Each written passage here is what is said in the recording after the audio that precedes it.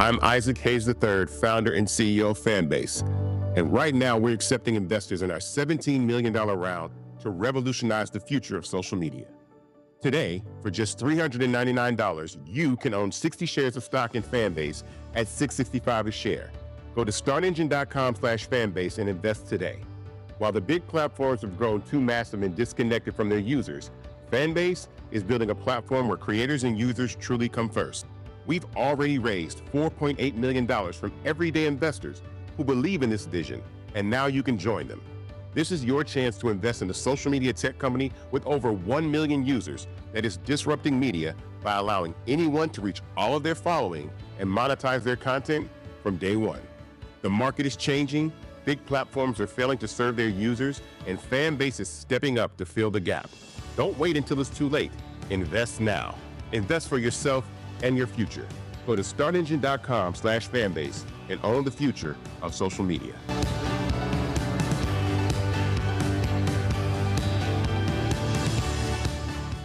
Black Star Network is here. Oh, no punch! I'm real revolutionary right now. Thank you for being the voice of Black America. All momentum we have now, we have to keep this going. The video looks phenomenal. See, there's a difference between Black Star Network and Black-owned media and something like CNN. You can't be Black-owned media and be scared. It's time to be smart. Bring your eyeballs home. You dig?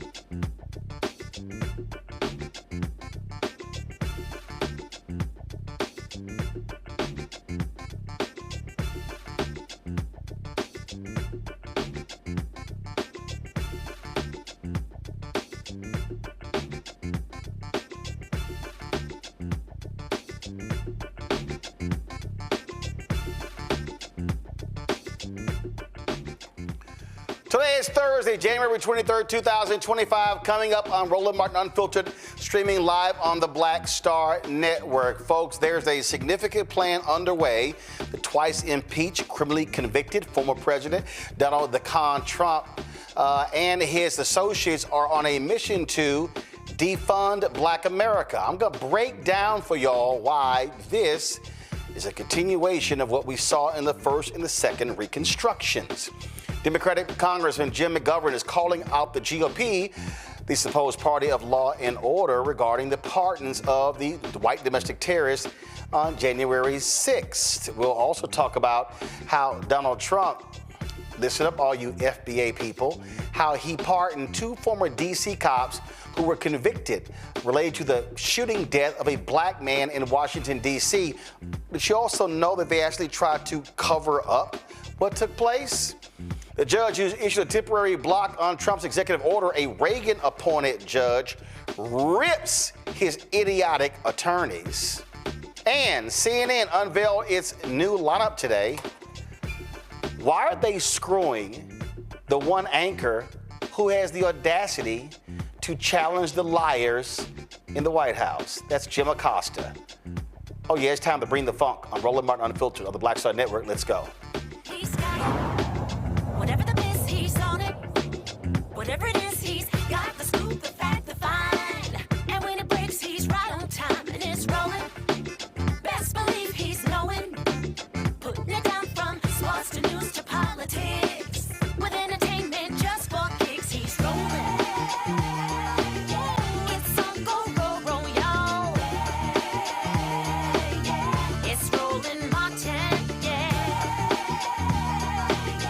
Rolling with Roland now.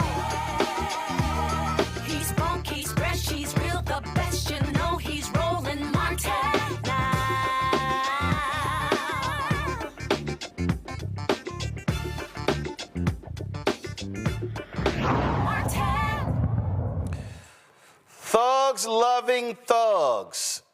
That's Donald Trump and the people who he pardoned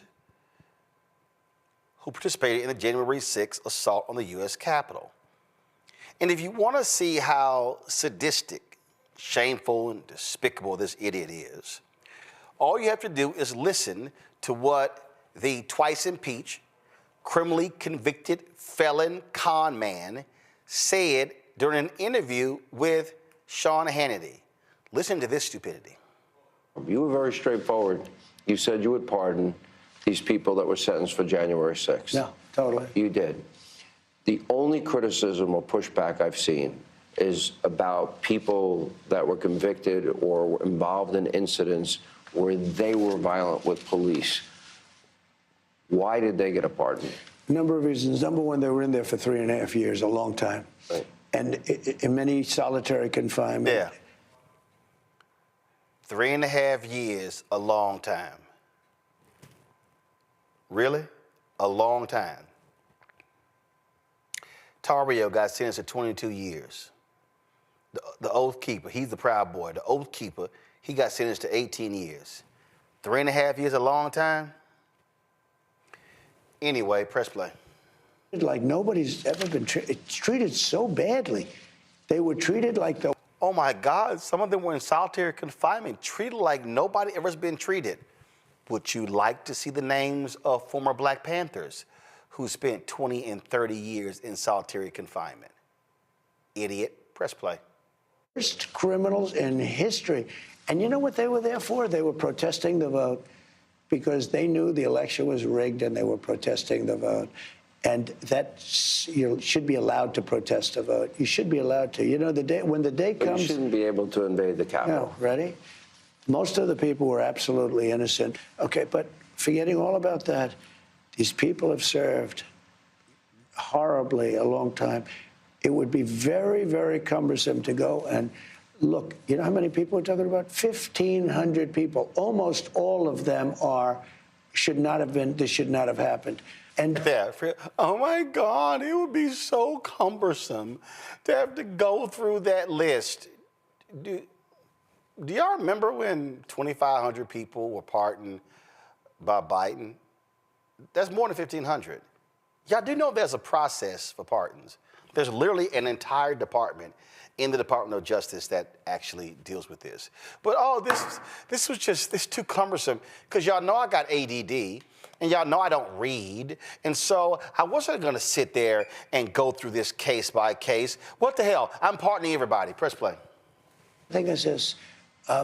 Some of those people with the police, true, but they were very minor incidents, okay? You know, they get built up by that a couple of fake guys that are on CNN all the time. Minor. Minor? I'm gonna play a video in a little bit of Senator Chris Murphy describing some of those minor injuries. Press play. Nobody watches. They were very minor incidents, and it was time. You have murderers in Philadelphia. You have murderers in Los Angeles that don't even get any time. They don't even collect them, and they know they're there to be collected. Yes, please, by all means, show me the murderers in Los Angeles and Philadelphia who kill people with impunity and they don't get arrested. Press play. Then they go on television and act holier than thou about this one or that one. You had 1,500 people that suffered. That's a lot of people. That's a lot of people. Those are a lot of thugs. Those are a lot of domestic terrorists. Democratic Congressman Jim McGovern of Massachusetts, let's just say he kicked the Republicans' ass about these pardons. But let me tell you about the people that you can't seem to want to, that you continue to want to defend and who have been pardoned. Here are some of the convicted felons that Trump set free on Monday. Stephen Cappuccio, convicted of 6 felonies, including assaulting a police officer, ripped off Metro police officer Daniel Hodges' gas mask, and at one point during the assault, he said, and I quote, "How do you like me now, mother effer?" Pardoned by Donald Trump. David Dempsey, sentenced to 20 years.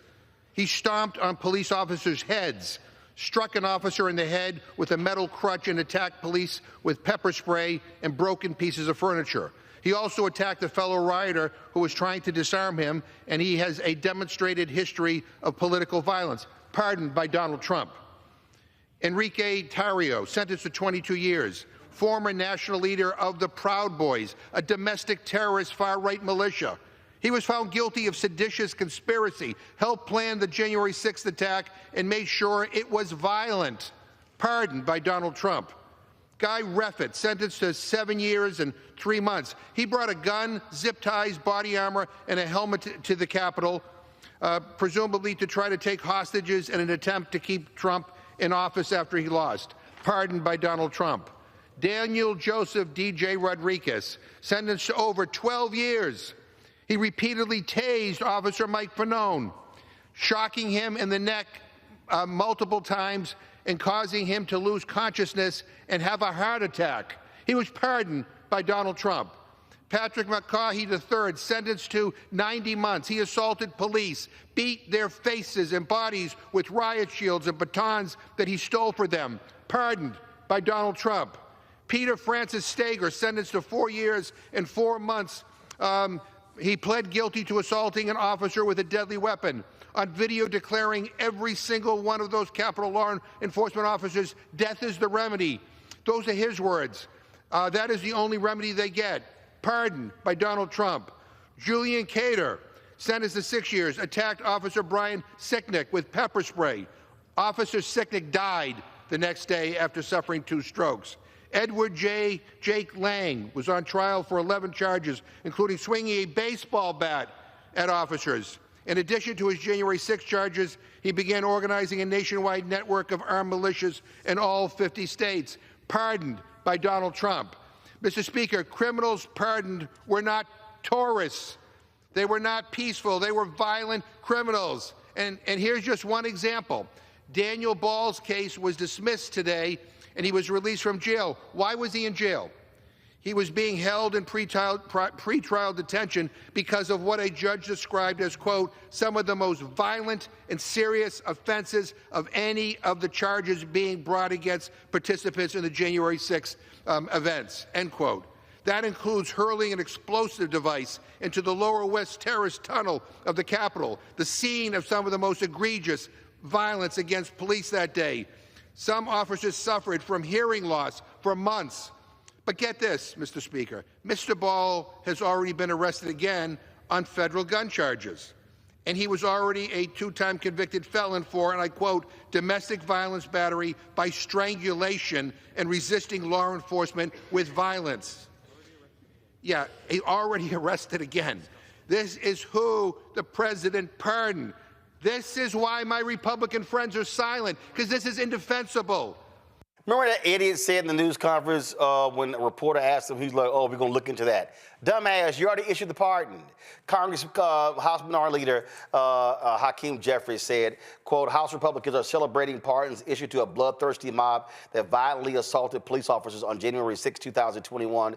What happened to backing the blue? Far-right extremists have become the party of lawlessness and disorder. Don't ever lecture America again about anything. The federal judges who sentenced these thugs to prison also weighed in. Here is federal judge Beryl Howell.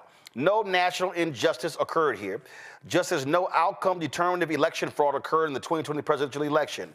No process of national reconciliation can begin when poor losers whose preferred candidate loses an election are glorified for disrupting a constitutionally mandated proceeding in Congress and doing so with impunity.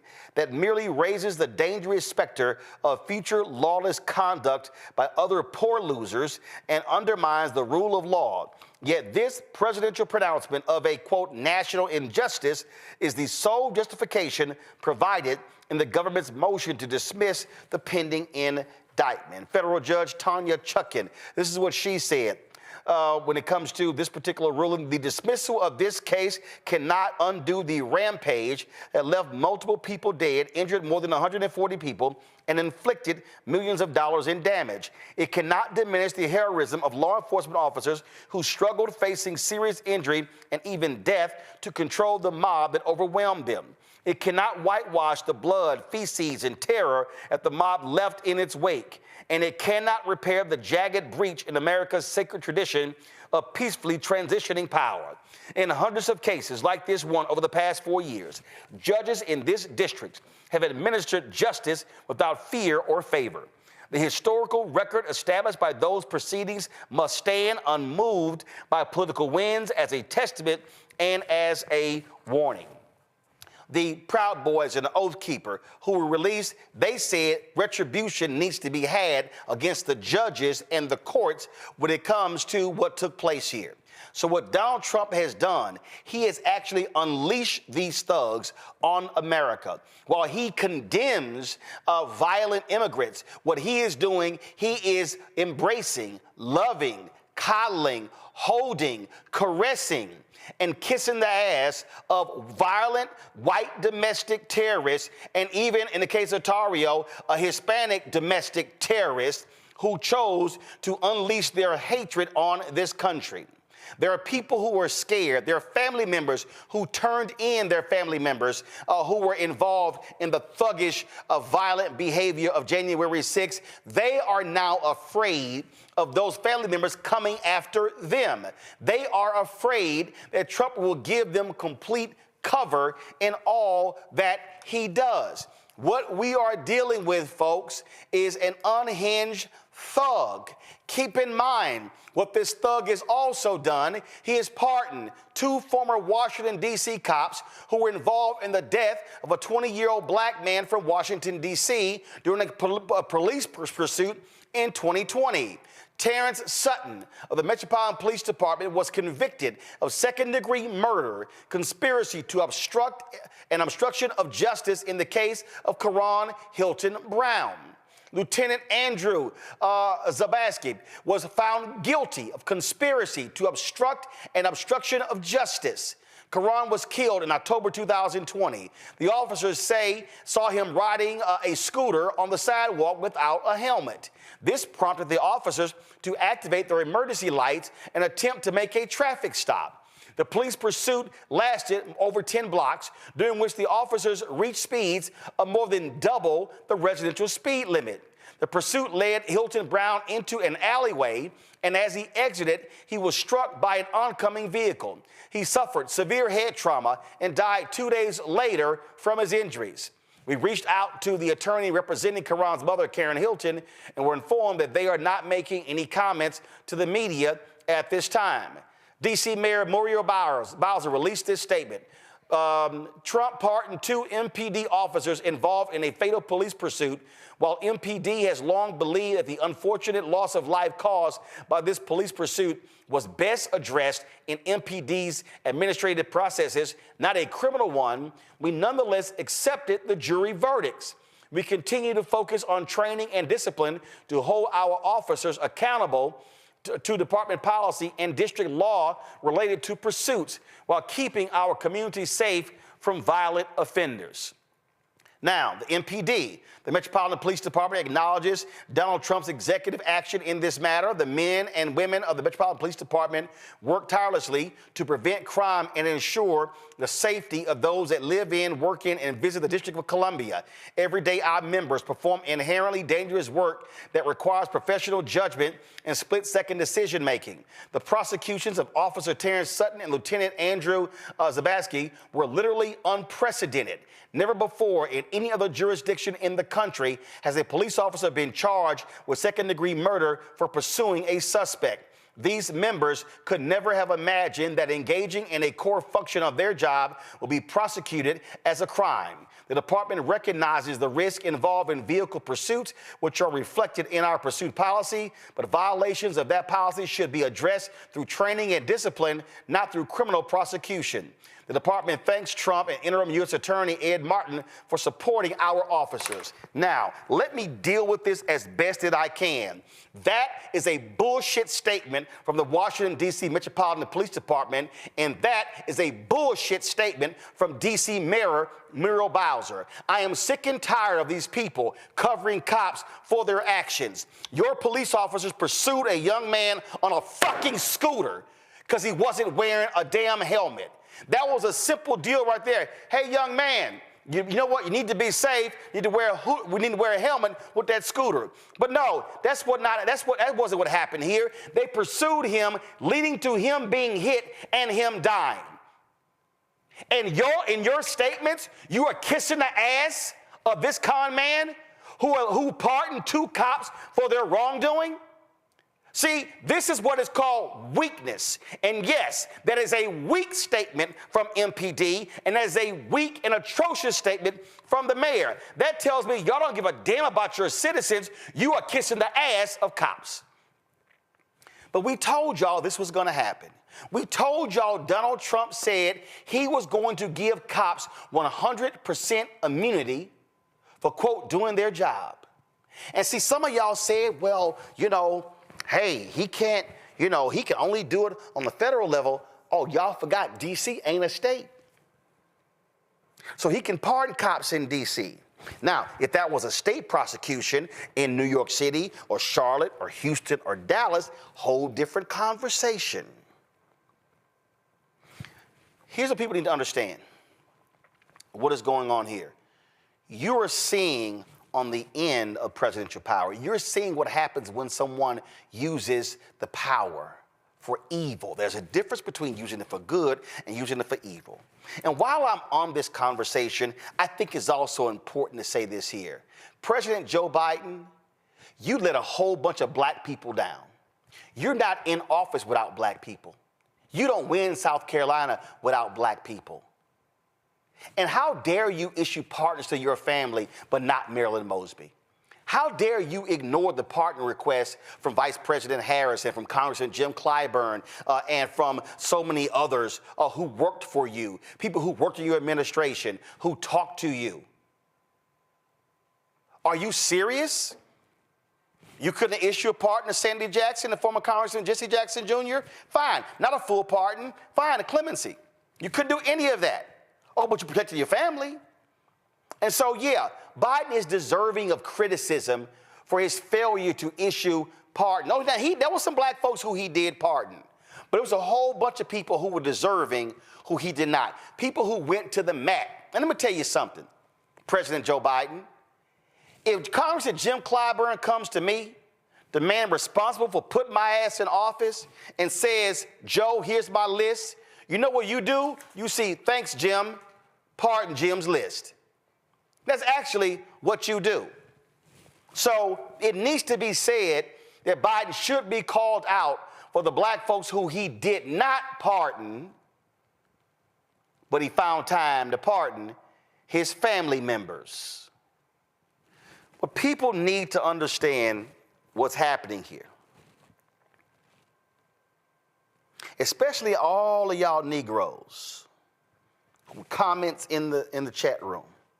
All of you Negroes who said, oh, Democrats, they ain't doing this, they ain't doing that. No. Y'all ain't doing enough. We gonna make y'all pay.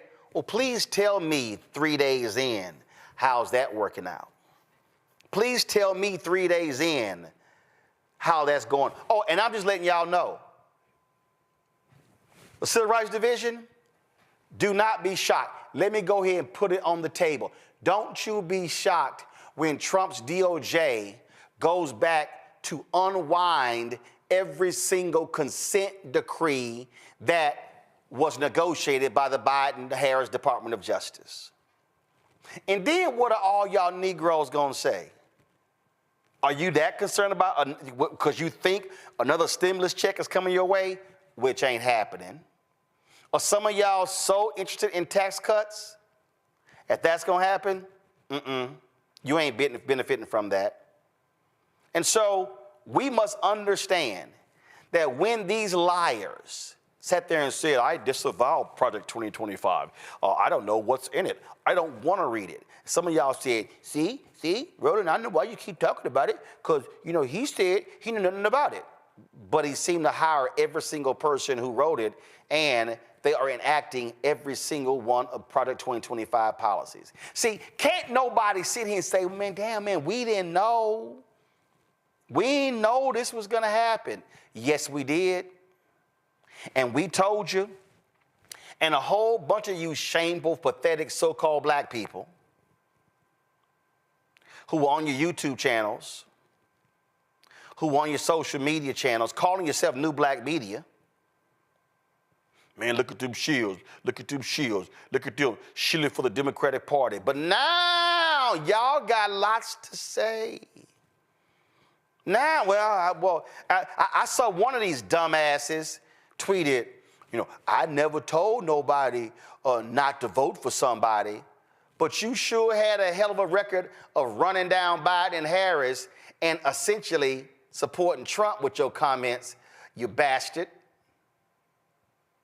But see, that's what some of y'all do. Oh, yeah. It ain't gonna, I love it. This ain't gonna be as bad. We survived Trump the first time. We can survive Trump this time. Oh, I remember y'all comments. I remember your post. I remember what you were saying. I remember when y'all were yelling, tangibles or no vote.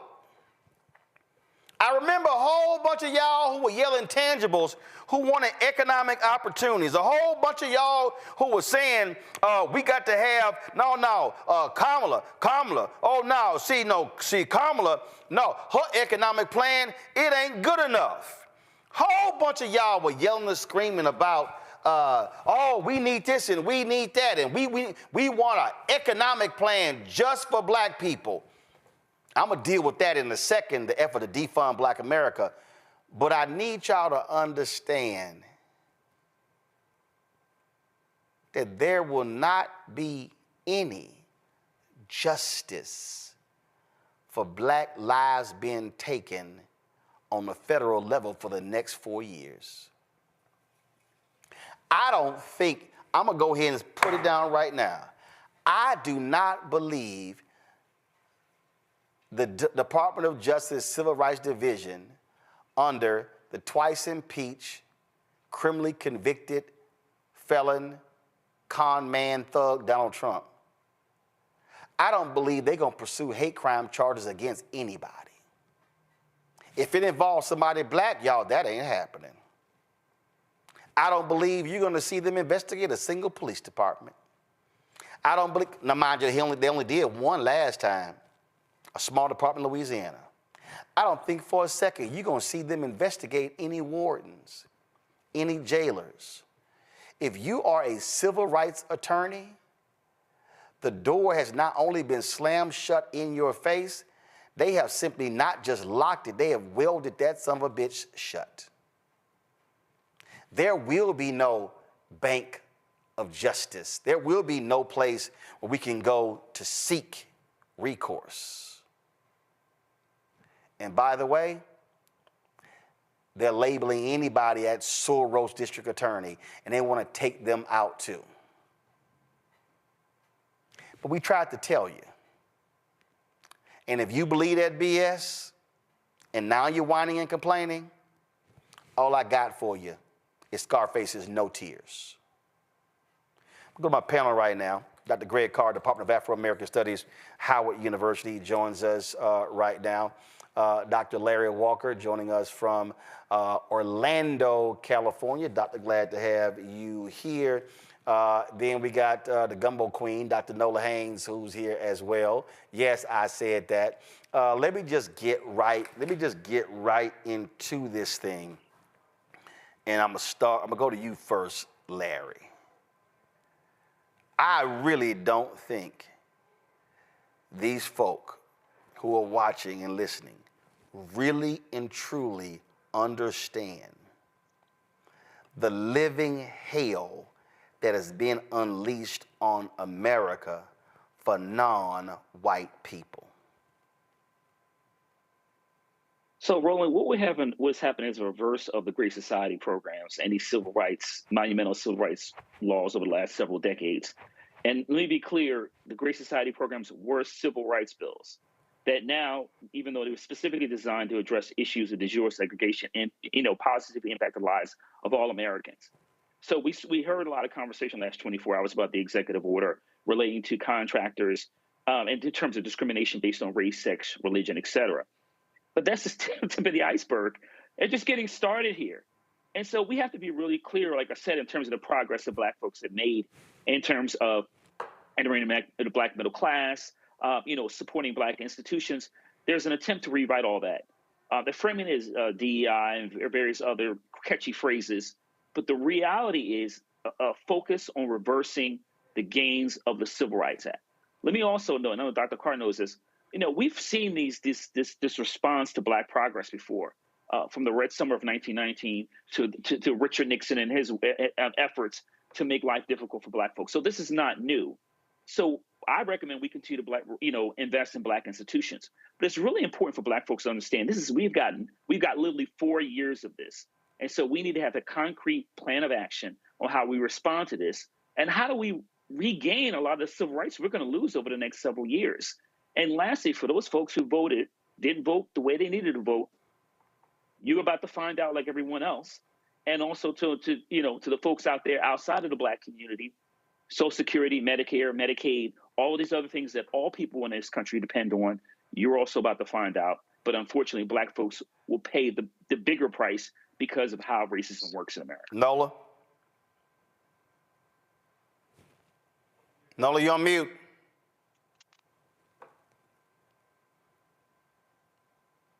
Sorry about that.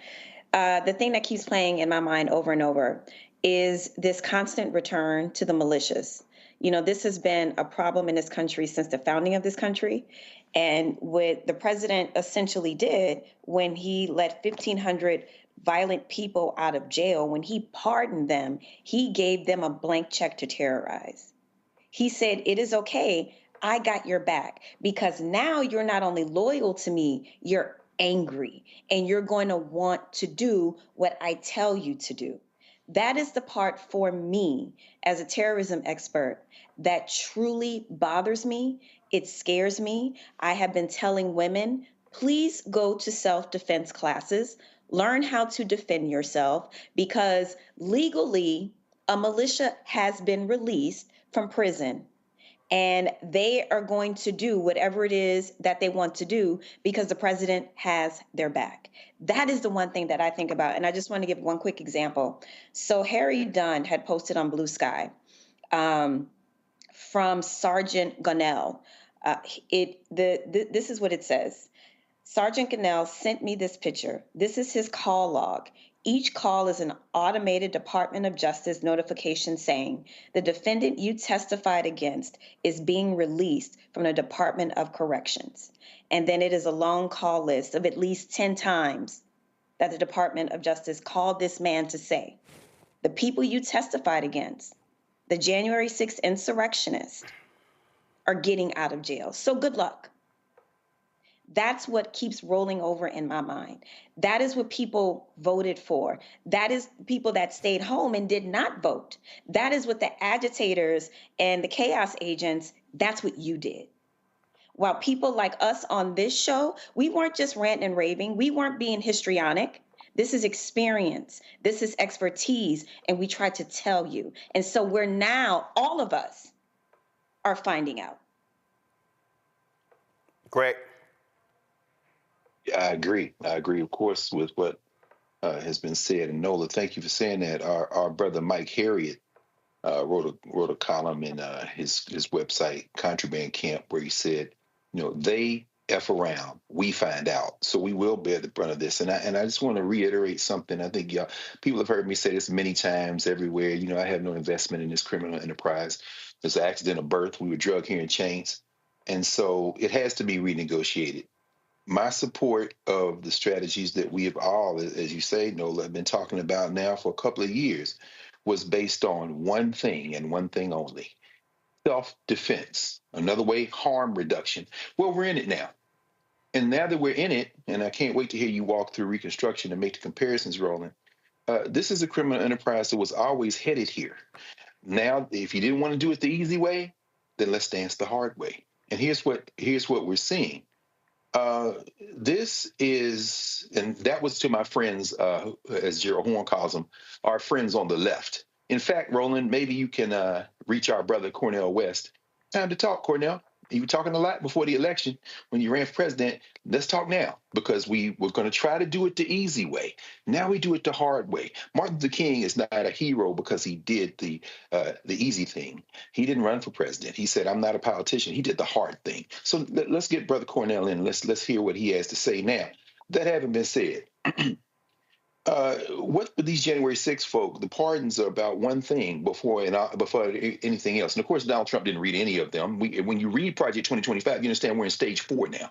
Stage 1 was the plan. Stage 2 was putting the database for people together. Stage 3 is the one that's got everybody in the federal government nervous. When they switch out after the boot camp, they do their job. And then Part 4 is what we're seeing now. He's just signing things. He didn't read it. He didn't sign, because all that's being implemented. But here's the thing as it relates to what we saw with these Proud Boys and these Oath Keepers and everyone else. They're normalizing something. They are establishing a definition for what it means to be an American. Yep. That's why they take Spanish off the website, as you wrote in White Fear. This is why you go on the White House website now and it looks like a damn garage sale with eagles and bodies. Shit. I mean, it's what it looks like. They're establishing what it means to be an American. Understand that. Once you do that, you're tapping into a vibe. And so what we are headed for, we had a cold civil war. It's now heating up. So when you heard him with Hannity say, ready? In other words, I don't care what you're talking about. Let me tell you what's going on. Absolutely innocent, meaning this is what it looks like to be innocent. They were trying to come for your whiteness. So you had to fight it. When he says, a couple of thugs here, and then he called Brother Karon Brown an immigrant. In that same interview, he said, well, they were chasing an immigrant. So when he is talking about people who are criminals, he's saying, I'm talking about the people who are not white. And when you hear the Congresswoman from WrestleMania here in Georgia say that we need to build more prisons, they're talking about us. Now, what are the implications of this? Well, it's pretty simple, quite frankly. By the way, Terrence Sutton and Zablaski, they get pardoned. That's step 1 to pardon these January 6 folk. Step 2, and this is where people's heads are going to explode, except those of us who see what this is. Wait till they come to the White House and get their medals. When you heard, Enrico Tartario said that January 6th should now be declared Patriots Day. Wait till they propose a national holiday. Juneteenth, whatever. We're going to have Patriots Day. It's going to be January 6th every year. But here is what happens next. News from Mexico this week. Claudia Sheinbaum, they are building huge facilities along the U.S.-Mexico border. They have at least tents and facilities, permanent kind of tents, in 9 cities. It's under something that they're calling the Mexican government Mexico Embraces You plan. What does that mean? You see, as the United States goes into this nativist phase, guess what? Mexico is left with 2 choices. 80% of what they produce in Mexico is absorbed into the United States. Well, guess what? Here comes Xi Jinping. Y'all ready now? Okay, let's move that way. Donald Trump talking about is Spain in the BRICS. Guess what they're doing now? It's time now to knock the United States off the square. It's been an illusion that they were the only power for probably 30 years. Now it's time to make that real. Canada is scrambling now, trying to figure out how to make overtures. What these fools are getting ready to do.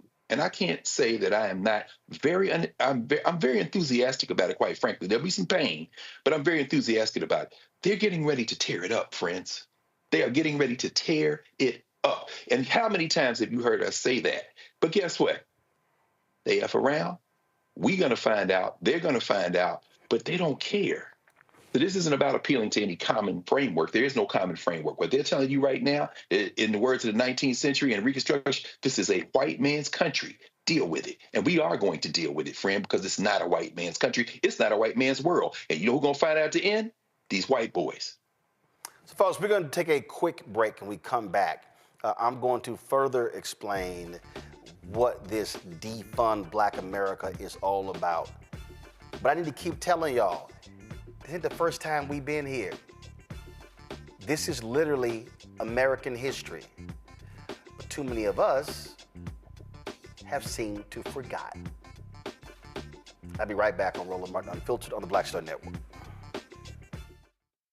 What's up, y'all? Look, Fanbase is more than a platform. It's a movement to empower creators, offering a unique opportunity for everyday people to invest in Black-owned tech, infrastructure, and help shape the future of social media.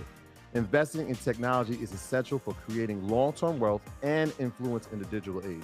The Black community must not only consume tech, we must own it. Discover how equity crowdfunding can serve as a powerful tool for funding Black businesses, allowing entrepreneurs to raise capital directly through their community through the Jobs Act.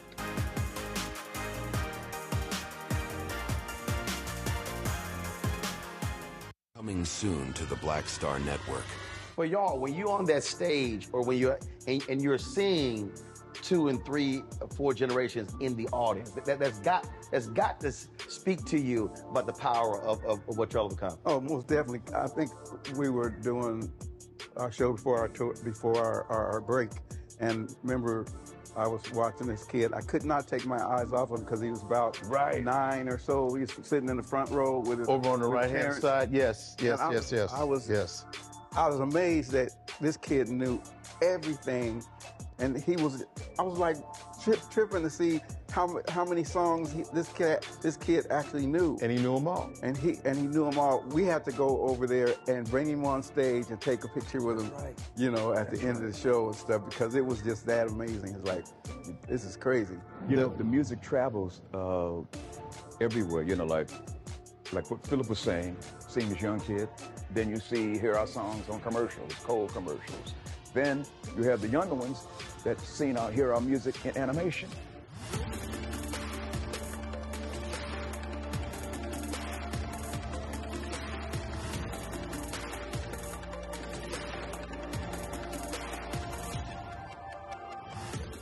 Sherry Shepard with Sammy Roman. I'm Dr. Robin B., pharmacist and fitness coach, and you're watching Roland Martin Unfiltered.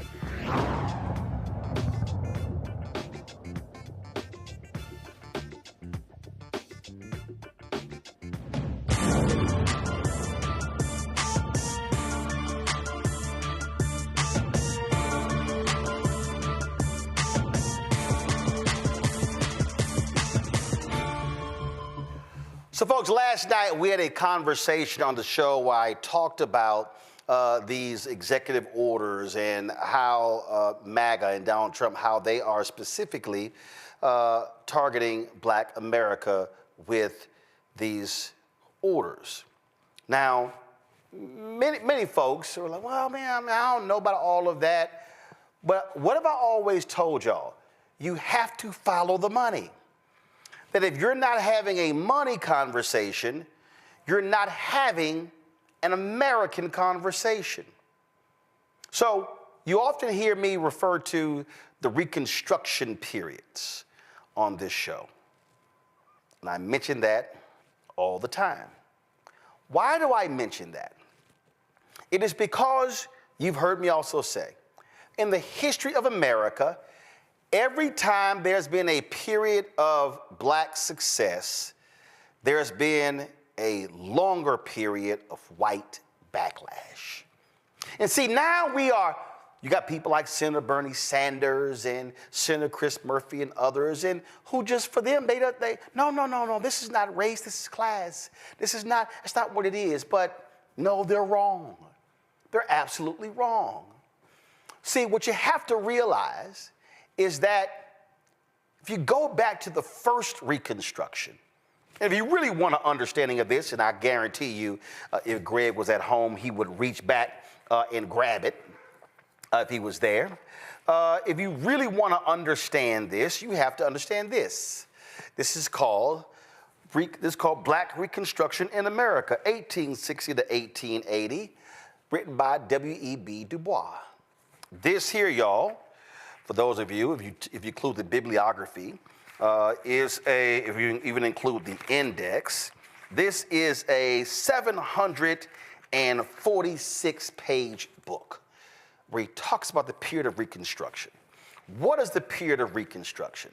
It is that period after the end of the Civil War when you had a focus of the radical Republicans, which is not today's Republican Party. The radical Republicans, and if y'all really want to learn some history, go look up Thaddeus Stevens. These radical Republicans, they had no interest in bipartisanship. They wanted to change America. They said, damn the other people, we got the majority, run the bills through. And that's how you got the 13th Amendment, the 14th Amendment, the 15th Amendment, which are called the Reconstruction Amendments. That's when you begin to look at the Civil Rights Act that was passed in the 1860s that provided a framework for African Americans to be able to access, listen to y'all, contracts. I don't think some of y'all heard what I just said. One of those laws that was passed, it was not passed in 1854. It wasn't around the same time as Dred Scott decision. This particular act was passed because the radical Republicans understood that coming out of Reconstruction, that the freed people of African descent needed to be able to access the economic levers of the country in order for them to be able to move ahead. Now, this, if you look at real quick here, I pulled it up. You see this AI overview. The Civil Rights Act of 1866 was the first federal law in the United States to define citizenship and protect the civil rights of all citizens. It also was a bill that dealt with economics. It was economics. And so what began to happen during Reconstruction? I would argue at the Reconstruction period, the first one, is the most successful period in the history of America for people of African descent. Because what happens during the Reconstruction period, you then begin to see freed people of African descent running for state legislature. You see them being elected to Congress. Do y'all realize that which we now know to be hardcore right-wing Confederate, the first state that succeeded from the Union because they wanted to support slavery, South Carolina, that had a majority black legislature? Because you know why? The black folks, they're the numbers. Do y'all even recognize that taxpayer-funded education is a result of those free people of African descent putting it in the state constitution?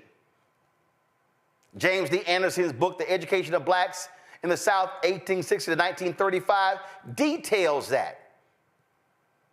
You then begin to see, I know a lot of people get caught up in 40 acres and a mule, but black folks were not waiting on 40 acres and a mule. They began to acquire property. They began to open businesses. You then begin to see, we talk about Black Wall Street in Tulsa in 1921 burning down. You literally had Black Wall Streets happening all over the country beginning during Reconstruction. But what then happened? And you can look at Eric W.B. DuBois' book, or if you want to, you can read Eric Foner's book, Reconstruction, America's Unfinished Revolution. He has it from 1863 to 1877. 1877 is kind of important. I'm about to get to it. So what then happens? All of a sudden, you begin to see African Americans creating opportunities, but passing bills. You begin to see them building things and doing things and opening schools. And all of a sudden, you begin to have white folks who then go, you know what?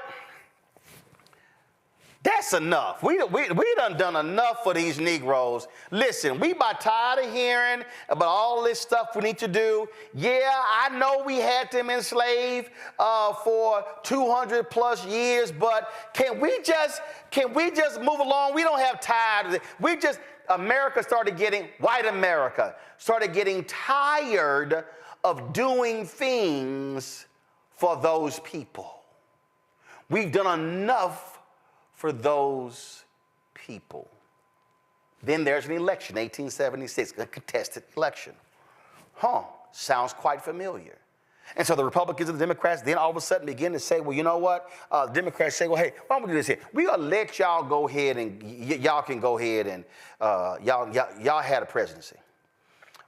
But we're going to do a deal. Y'all got to pull these federal troops of the last 3 remaining southern capitals. Oh, I'm sorry. Remember I told y'all they kept saying we're getting tired of that? See, what happened was they put federal troops in state capitals to ensure that the Dixiecrats, the racists, would not take over. Oh, I'm sorry. Let me go back. See, one of the big mistakes of Lincoln and the radical Republicans, of course, remember, Lincoln gets assassinated, being he is followed by an absolute violent racist, Andrew Johnson. What then happens, he then goes, you know what, to hell with that. We're going to return the land to the slave owners if they apologize for what they did. So America put the folk back in power who were the ones who led to the Civil War. So what then happens, you then begin to have this election, it gets contested, and so then there's a compromise. We ain't in the room. The white folks were making a deal, and that's known as the Great Compromise of 1877. Do you all know what came after the Great Compromise of 1877? The Reconstruction period ended. That's when the period of Jim Crow started. These white folks were like, no, we have done enough for these black people. We are sick and tired of doing this. So then we come around to a second Reconstruction. All of a sudden, Emmett Till gets killed August 28th, 1955. Then all of a sudden, you have these black women in Montgomery, Alabama, the Women's Council, who were organizing, and they were doing what they were supposed to do. Then all of a sudden, you then begin to have these black women. It was not the black preachers. It was not the black men. It was the black women in Montgomery, Alabama, who were the ones who started the Montgomery bus boycott. Then Rosa Parks sits down. Then it begins December 1st, 1955. They begin to bring them to their knees. But understand, Montgomery, it went all the way to the Supreme Court, but then Montgomery buckled because it was a money thing, y'all. That began a 13-year odyssey when you begin to see the fight over civil rights, and you then begin to see the laws passed, the Civil Rights Act of 64, the Voting Rights Act of 65, the Fair Housing Act of 1968.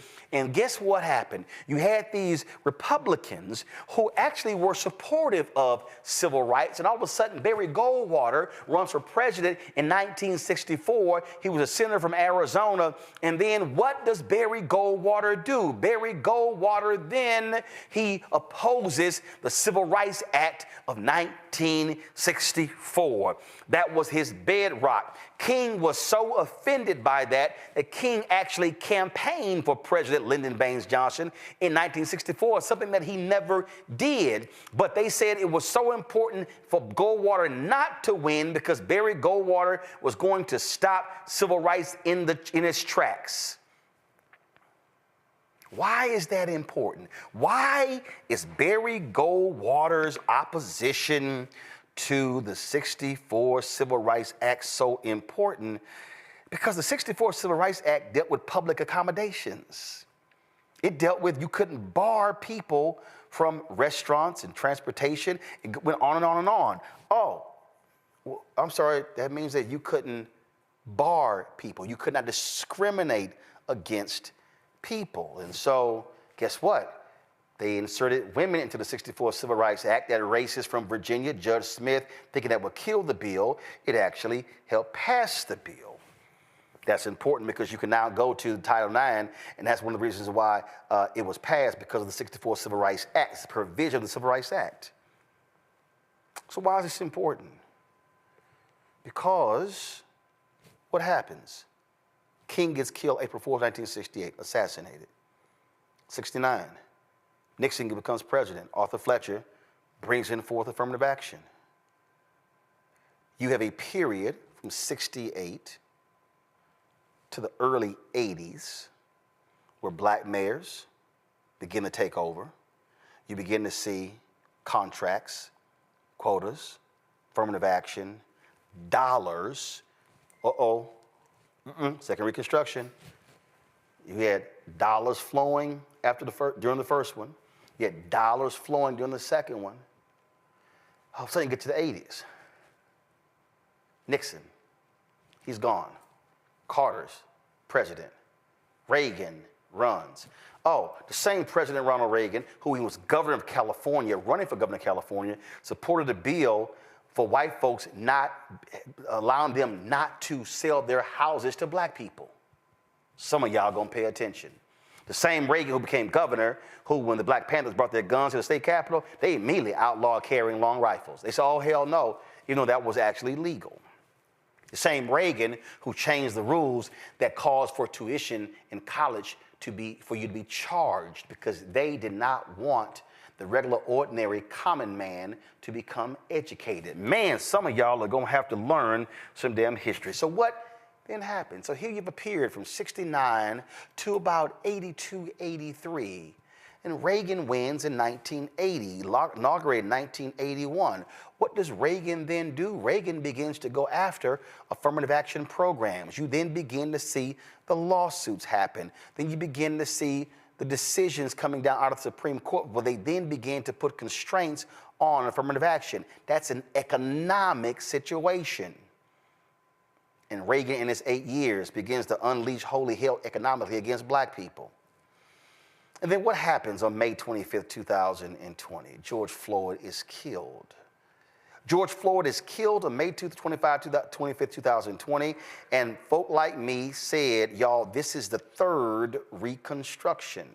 We said in that aftermath that unlike the first two, which largely focused on civil rights, although economics was a part of it, this should be solely focused on civil rights. What happens in the aftermath of the murder of George Floyd? You begin to see white people and Latino folks, and you begin to see Asians protesting, shutting companies down, forcing them to make economic commitments to be change agents.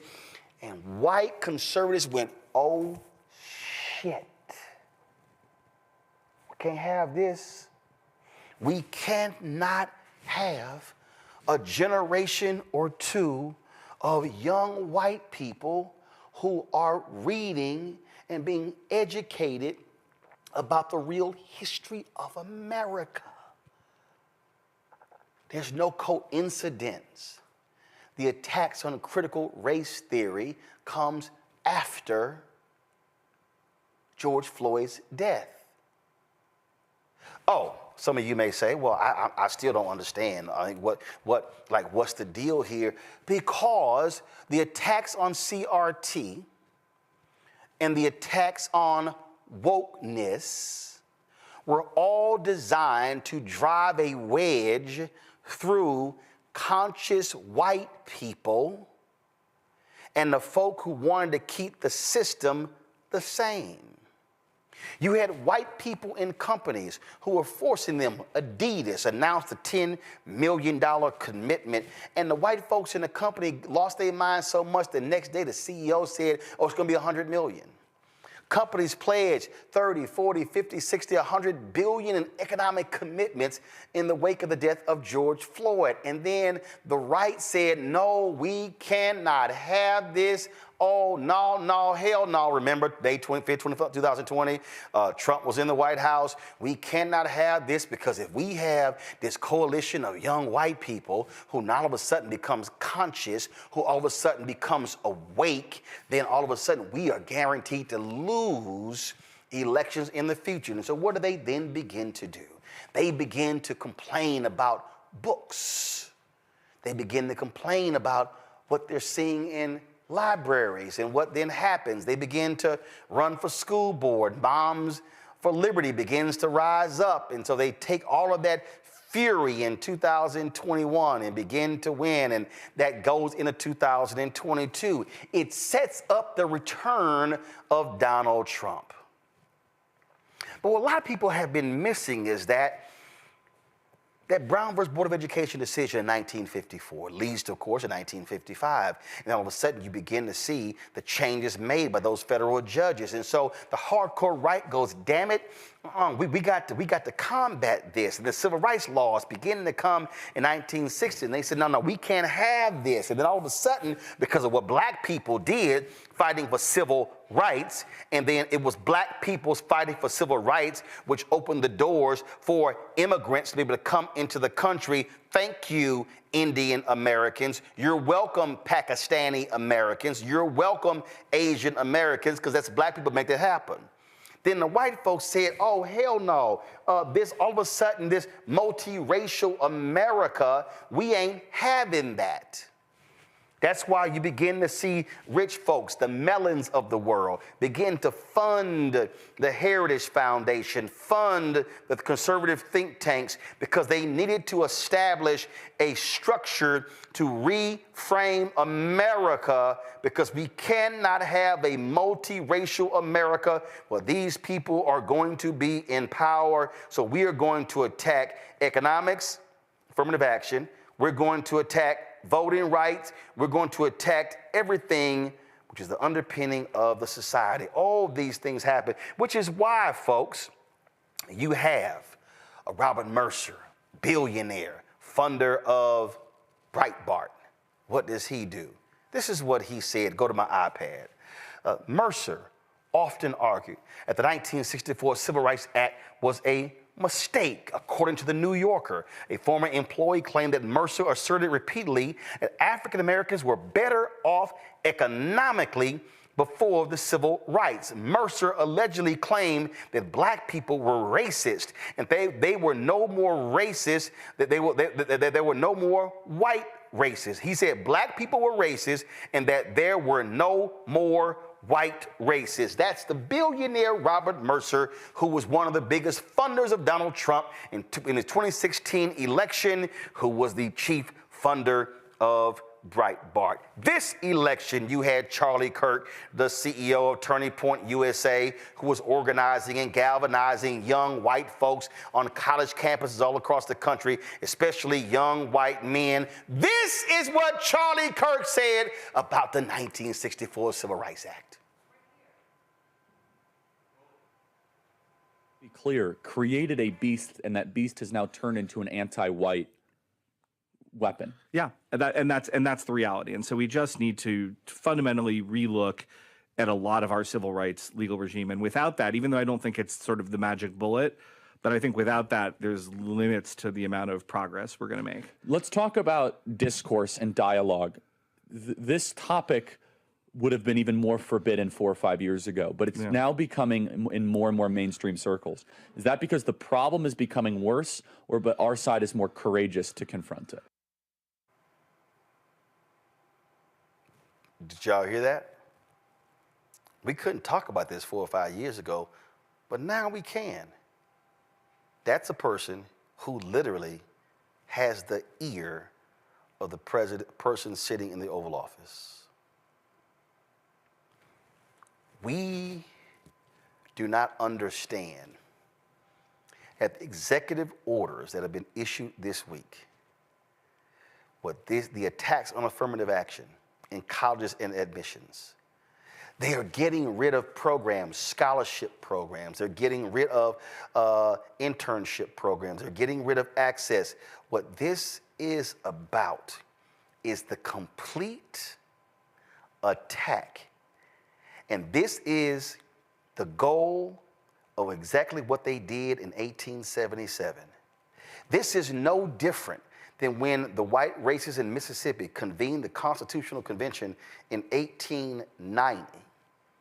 And they said, we cannot let these niggas keep voting. Oh, I know, I'm sorry. Supreme Court Justice John Roberts, he doesn't use that language, but it's essentially what they did when they gutted Section 4 of the Voting Rights Act. The attacks on Section 2 of the Voting Rights Act. Do understand, right now, you have at least 4 Supreme Court justices who would love to completely get rid of the 1964 Civil Rights Act. And why this is important is because the 1964 Civil Rights Act is the enforcement mechanism that has led to all of these changes for Black America since that period. So what they understand, if we assault the 1964 Civil Rights Act and get rid of that, and then we completely get rid of the 1965 Voting Rights Act, what we have effectively done is gutted Black leadership and African Americans from being able to take advantage of what happens in this country. So while a lot of y'all are bullshitting around on whether you can be on fucking TikTok, while you're getting caught up in some bullshit housewife, while you're having your fucking MJ and LeBron debates on who's the GOAT, there is literally, as we speak, an entire focus to gut every single civil right and economic gain that we have had since 1964 because they are pissed with those three acts. They're pissed with the Brown versus Board of Education Act. You have voucher bills that are being pushed in Texas and Tennessee and other places to gut public education. What we have to understand is there is a vicious assault to completely defund Black America. So why did I wear what I'm wearing today? We had this sister on the show. She launched her own athletic apparel company, shoe company as well. So what I'm wearing, y'all, is all Black owned. Well, we have to understand, King talked about it in his sermon on April 3rd, 1968. What do you think this was about? Operation Breadbasket, an untold story of civil rights in Chicago, 1966 to 1971 by Martin Depp. This was about the money.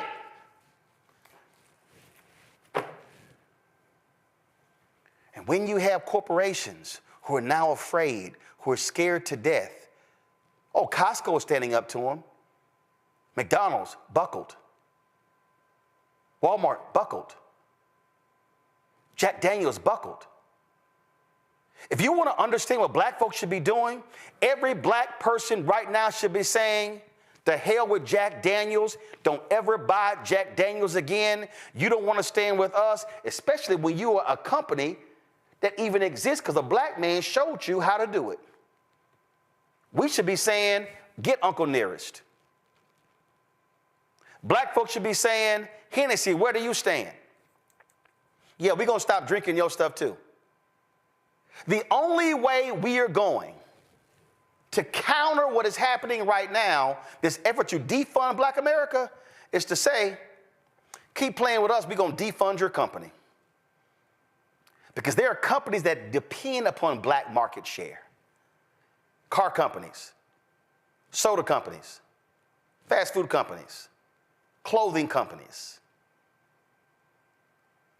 Black America, music companies, entertainment companies. But the question is, do we have the actual courage to use the power that we have? Greg, I'm going to go to you first because we don't. This is about the money, and the money is about power, and the power is about control. And they are executing an agenda, a radical agenda that will absolutely do economic harm to Black people for the next century. Yes, absolutely. I think it was a masterful walkthrough, Roland, very necessary. An important level set for folks who really think this is about one election or one candidate's policies or whether you like their spouse or whether they smoked weed when they were in college. Silly things, as you said. The framework that you laid out really helps us connect the dots.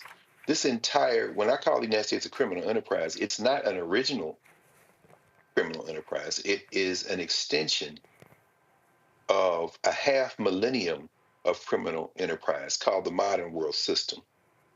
This is a process that did not involve the entire world, that came out of Western Eurasia, what we now call Europe, that combines culture and commerce and politics in terms of state formation. So when we talk about Spain and Portugal, we talk about Holland, we talk about England and France, and we're not talking about Germany because Germany hasn't formed in a way, and that's what World War I and World War II about. Basically, they were like, we didn't get the jump that y'all got, riding African peoples back into modernity. That's what, of course, Howard French is writing about in his book, Born in Blackness. But what you just laid out for us, it's about the money. You're absolutely right. And the money is a proxy for a larger concept of economics. There is no concept of citizenship that comes out of Africa. The ancient Egyptians did not have a concept, at least one has not been discovered yet. Certainly a concept of belonging and being part of community, but the concept of the civitas, the concept of the polis that comes out of Greece and Rome really find voice in Western Eurasia as these people began to fight. And by these people, I mean the rich, the elites, begin to fight. This is what Magna Carta was about in the 13th century, begin to fight over resources. That's what drives land poor and resource poor Europe into boats to go visit this cancer on the rest of the world. And what does that have to do with us right now? Well, the United States of America, and with all due respect to a concept of a 1619 project, it isn't just the British in Virginia, it's the Spanish in what it becomes South Carolina and New Mexico. It's the French in the Mississippi Valley. It's the Dutch in what we now call New York, that was New Amsterdam. They are trying, in other words, to colonize the world for profit. And when the dust settles after their colonies turn on them, the most prominent set of colonies turning on the home country being, of course, the so-called American Revolution, which was fighting over property, now you have the problem that you've introduced us to, Roland. What do you do with people who entered this legal framework as property? This is the Federalist Papers. This is the debates over the Constitution. We are not people.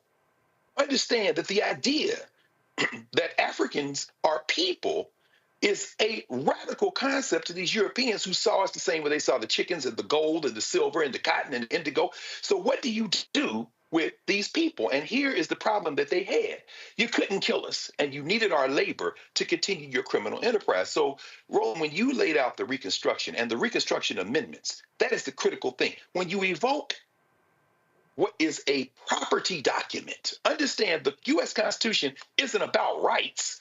It's about rights to make profit. It's a property document. It's a document about free enterprise.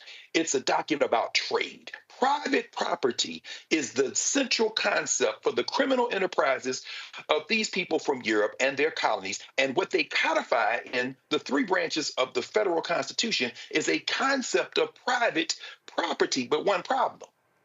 You got 4 million of us by the 1860s, and we're not going into that good night quietly. And you're in a global system where you want to expand, and everybody else is in the game of exploitation. So when that Civil War is over, and we fought our own way out of the Civil War, the South wants to continue to profit. The North is trying to keep it together. That's what Abraham Lincoln is trying to do. But ultimately, the decision of slavery, that decision was called because we, who remember, came into that conflict as so-called contraband, meaning what? Property. We took the step to free ourselves. That's what, as you say, Du Bois is writing about in Black Reconstruction in America. The Civil Rights Act of 1866, you see the conflict codified. Why? Because they're saying that African people coming into this now will have a concept of citizenship to beat back that Dred Scott concept, where Taney doubles down on the idea that we're property.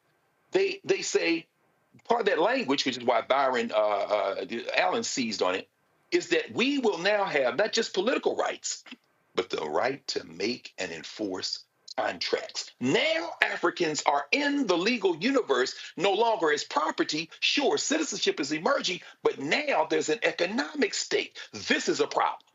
The problem's codified in the 14th Amendment. But watch what happens last. And you've gone through the history, so I'm not going to repeat that. I'm just going to fast forward now to Lewis Powell, who I know you talked about many times. That Powell memorandum that he writes when he's in the Chamber of Commerce in the United States, living in Northern Virginia, and he says, since this civil rights movement has seen these African people attempt to assert a concept of citizenship that they should never have had, And since the 14th Amendment has been eviscerated, as Du Bois writes about, and then used to extend the economic contract through the idea that corporations are legal entities in the form of people, that's what they used the 14th Amendment for since they've been eviscerating it since the end of Reconstruction. Lewis Powell says we've got to now claw back the concept of private property, claw back the idea of free trade and commerce. And 3 years later, the Heritage Foundation is created. And the first of Project 2025, the first mandate for leadership is created. And so I'll end with this. What you have done, Roland, is put it where the goats could get it, as Joe Madison would say. In a global system that is built on the concept of property dispossession and taking other people's labor, other people's land, that's why we're here having this conversation in English, the thing that has become ungovernable is the concept that whiteness can continue to run the world. They have no choice but to do what they are doing right now. Because the only way you can maintain some kind of political apparatus to keep this going is to ground it in an irrational, vibe-driven concept of whiteness. And the elites, whether it be Elon Musk, who will never get out of bed with China. This is what this electric vehicle stuff is about, because he's over there right now, back and forth. Whether it be the other billionaires who could give a damn about citizenship or anything else, their concept is global, whether it be Jeff Bezos, Mark Zuckerberg, or anyone else. At the center of this is this unruly group of people. These Africans, these indigenous people, these people who simply refuse to die and refuse to go away. You cannot pour your hopes and dreams into this concept of the United States. What you have to pour your hopes and dreams into is yourself, and take a page from every other group in this 500-year fight who have put themselves first, and then you stand from a position of strength to begin to negotiate. But you talking a language they don't understand when you start talking about we are Americans, we're better than this. Nah, and you just walked us through why. See, people literally don't even realize how they get played, Nola. This is what the twice impeached, criminally convicted felon in chief said on Monday at the Insurrection Fest at the U.S. Capitol.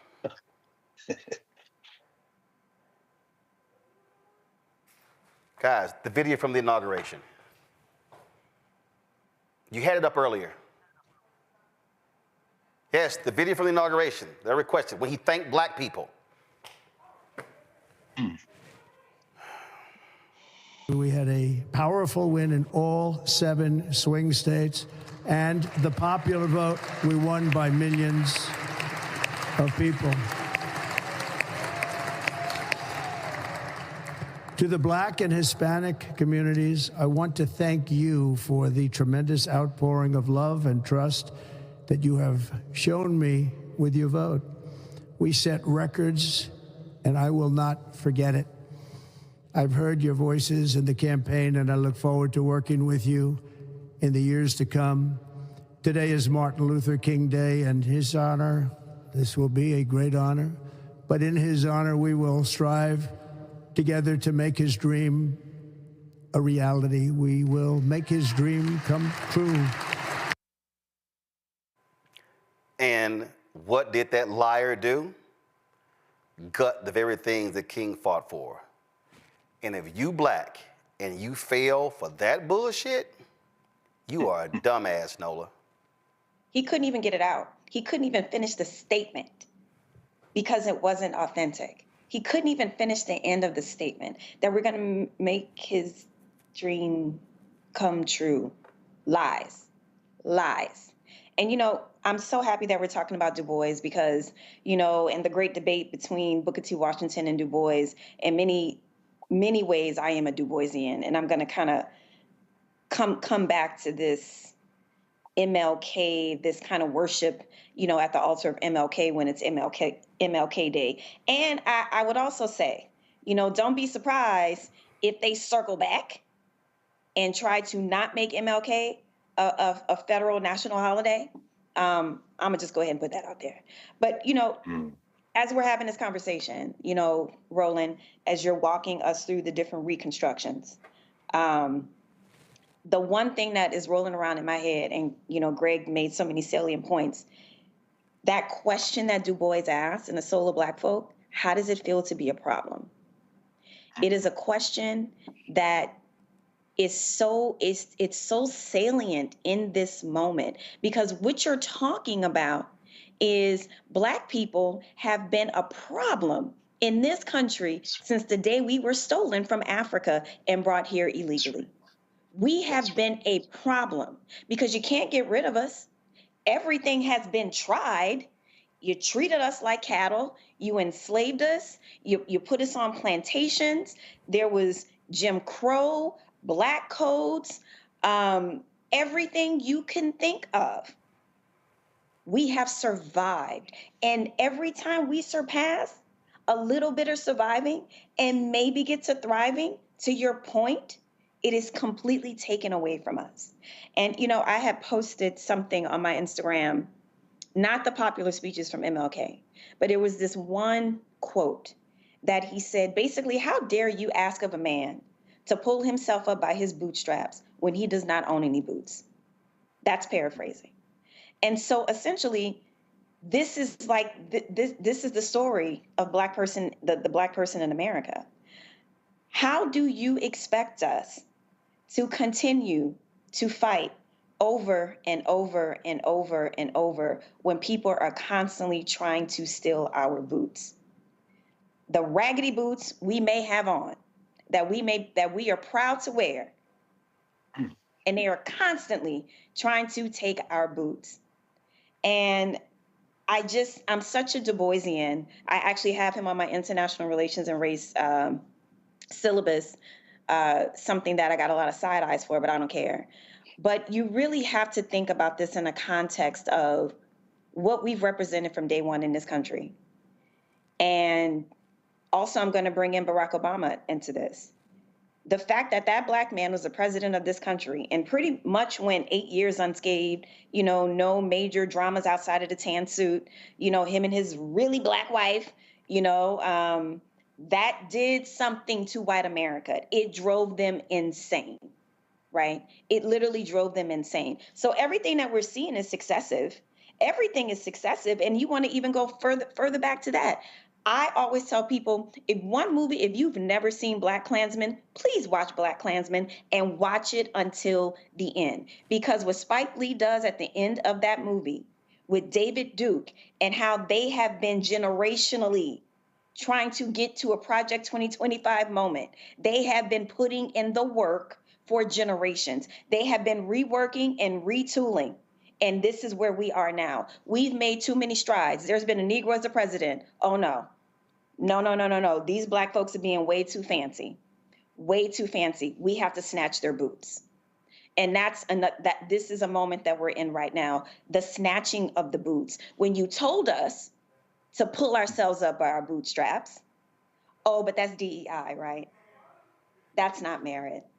We didn't deserve any of those boots that we put on ourselves. So here we are again. They're trying to make us bootless. But what we do know is how to be a damn problem in the United States of America. See, Larry, I love these people, especially my haters, who out see Larry, they were, Roland Martin trying to tell y'all to vote and why you gotta vote and all this. Guess what? The conservatives were waiting for us to be stupid. The conservatives were waiting for us to sit on the couch. For all y'all smart asses out there, let me help y'all out. Do y'all know the justification that Chief Justice John Roberts gave for gutting Section 4 of the Voting Rights Act? It came post-election of Obama. He said, well, since they voting in record numbers, there's no need for Section 4. And guess what has happened since 2012. Our vote numbers went down in 2014, in 2016, in 2018, in 2020, in 2022, in 2024. We didn't show up in Louisiana, and guess what crazy deranged MAGA Jeff Landry was elected. There are more eligible black voters in Texas than any state in the union. And guess what? We barely are hitting 50%. Even in places like Atlanta, where you should be seeing turnout at 50 and 60 and 70 and 75%. No, we're seeing turnout in the mayoral elections at 18, 20, 22, and 26. And so what these conservatives are sitting here doing is saying, thank you, thank you. We have so frustrated y'all. We have so devalued y'all. We have told y'all how the Democrats don't do nothing for y'all, so therefore you don't vote for them, and you sitting on the couch, all it does is solidify our power. And as a result, they are running the table in places all across the country. The reality is that there's no reason Republicans should ever have a supermajority in North Carolina. They don't have it now. But if black folks voted our numbers in North Carolina, that would never happen. In fact, if black folks would vote for with our numbers in South Carolina would change. Georgia would change. Florida would change. Mississippi would change. When Mike Espy lost to Cindy Hyde-Smith in that special election, he lost by 65,000 votes. There were more than 100,000 eligible black people in Mississippi who could have voted, but who did not. And so for all of y'all who love to sit here and talk about, man, you always talking about voting, you always talking about voting, I don't know why you always talking about voting. Now you understand what happens when they have power.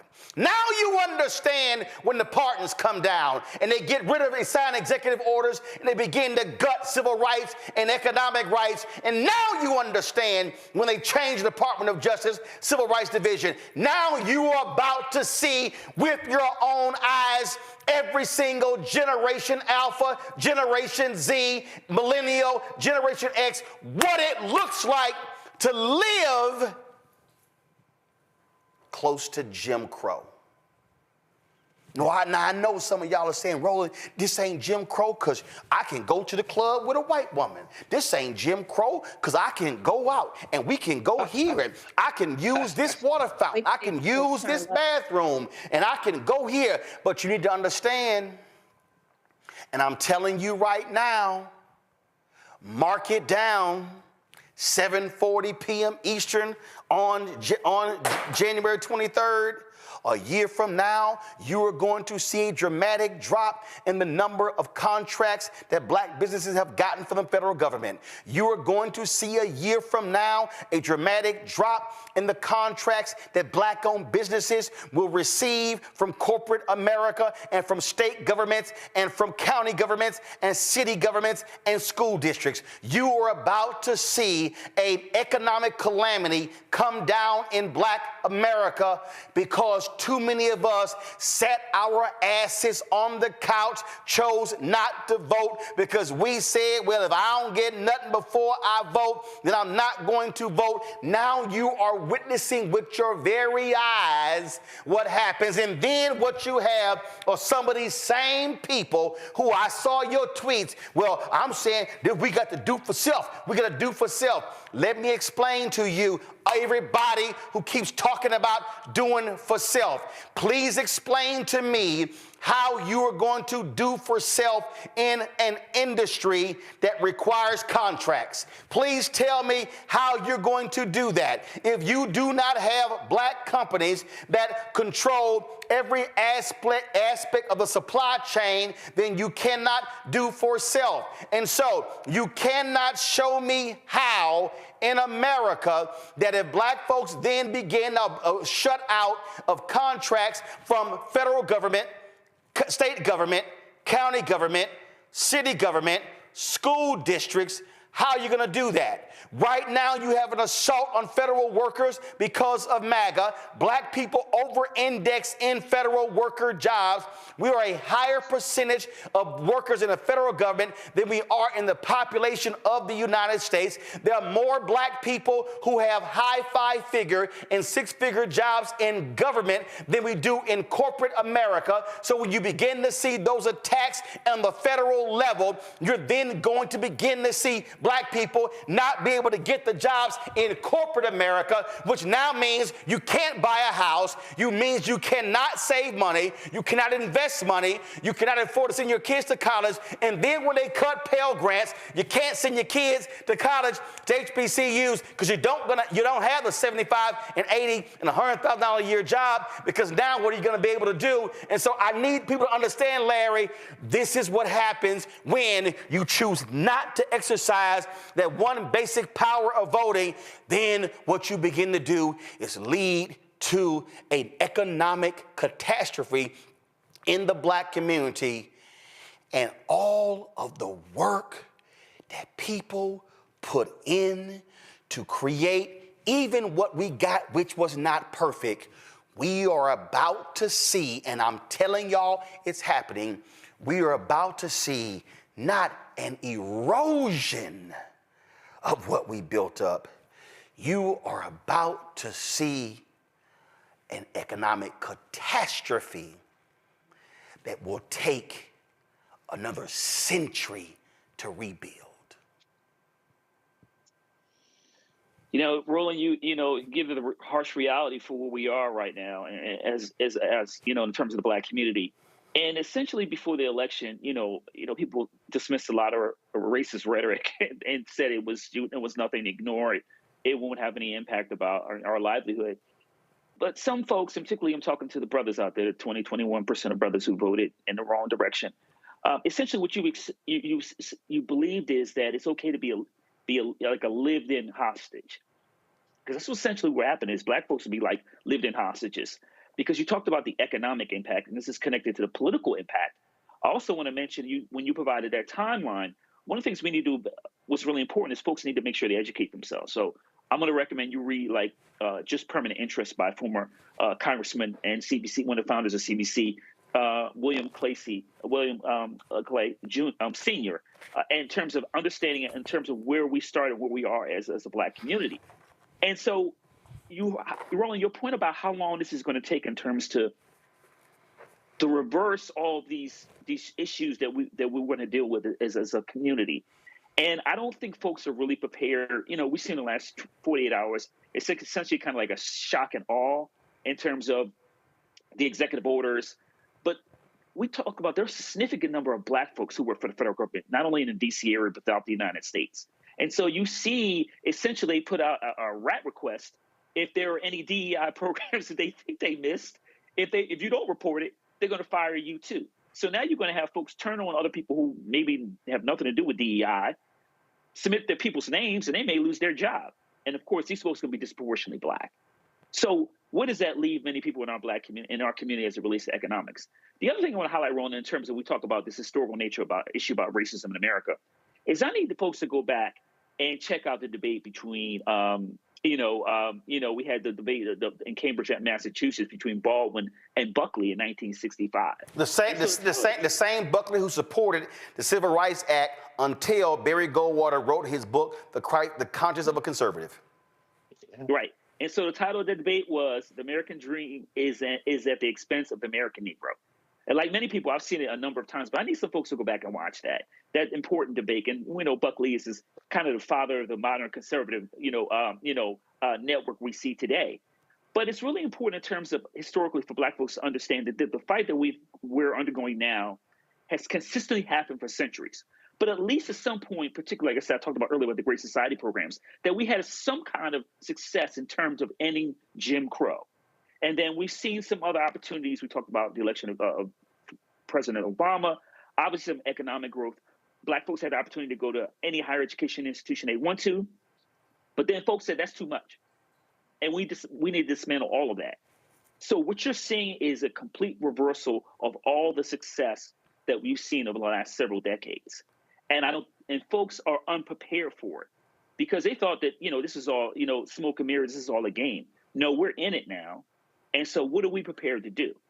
Because we have to continue to keep fighting, but we need to make sure we have obviously some policies in place in terms of initiatives, in terms of what we do strategically to address this issue, because it is going to be a 24/7 fight to make sure that we maintain a minimum of some of the things we've gained over the last several decades, and then make sure not too many of these provisions are reversed, and then fight over the next several years, really for the next several generations, for some of the new laws to make sure to counter a lot of the challenges we've had. And see, we're in it now. Right, but see, the mistake that people are making is y'all are looking at this through a Democratic and a Republic lens.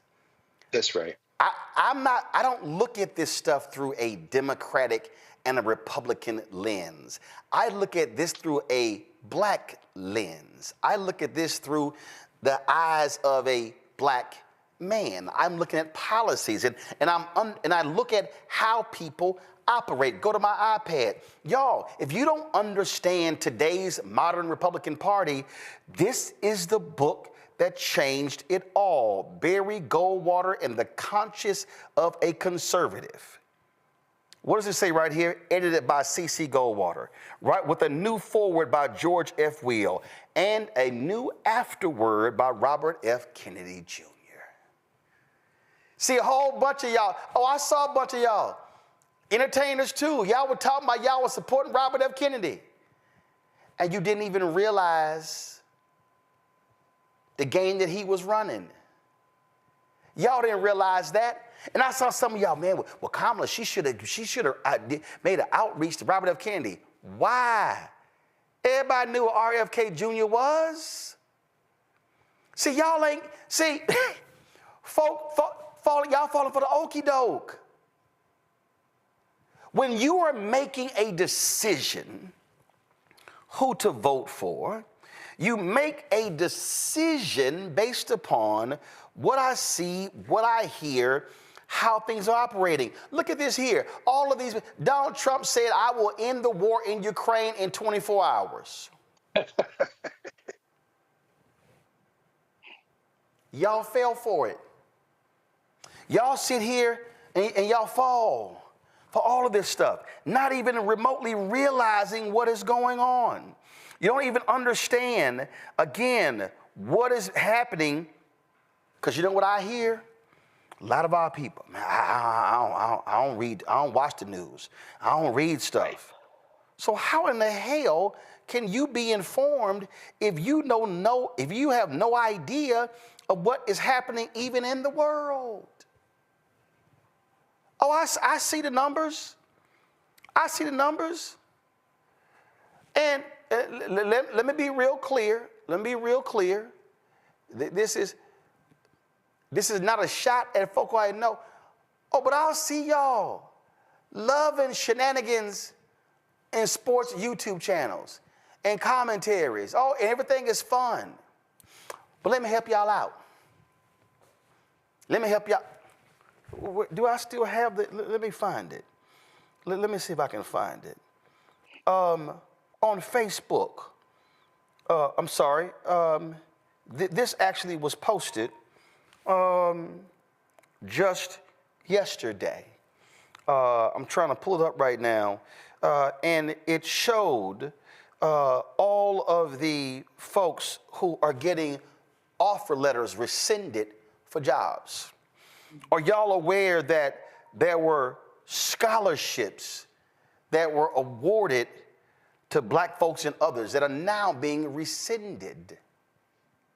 Are y'all aware that there are people who had jobs in the Department of Veteran Affairs where they're trying to take care of America's troops, and they are rescinding jobs for those people? Oh, if y'all want to have the conversation, we can. And so what is happening before our very eyes, we are literally seeing massive changes take place.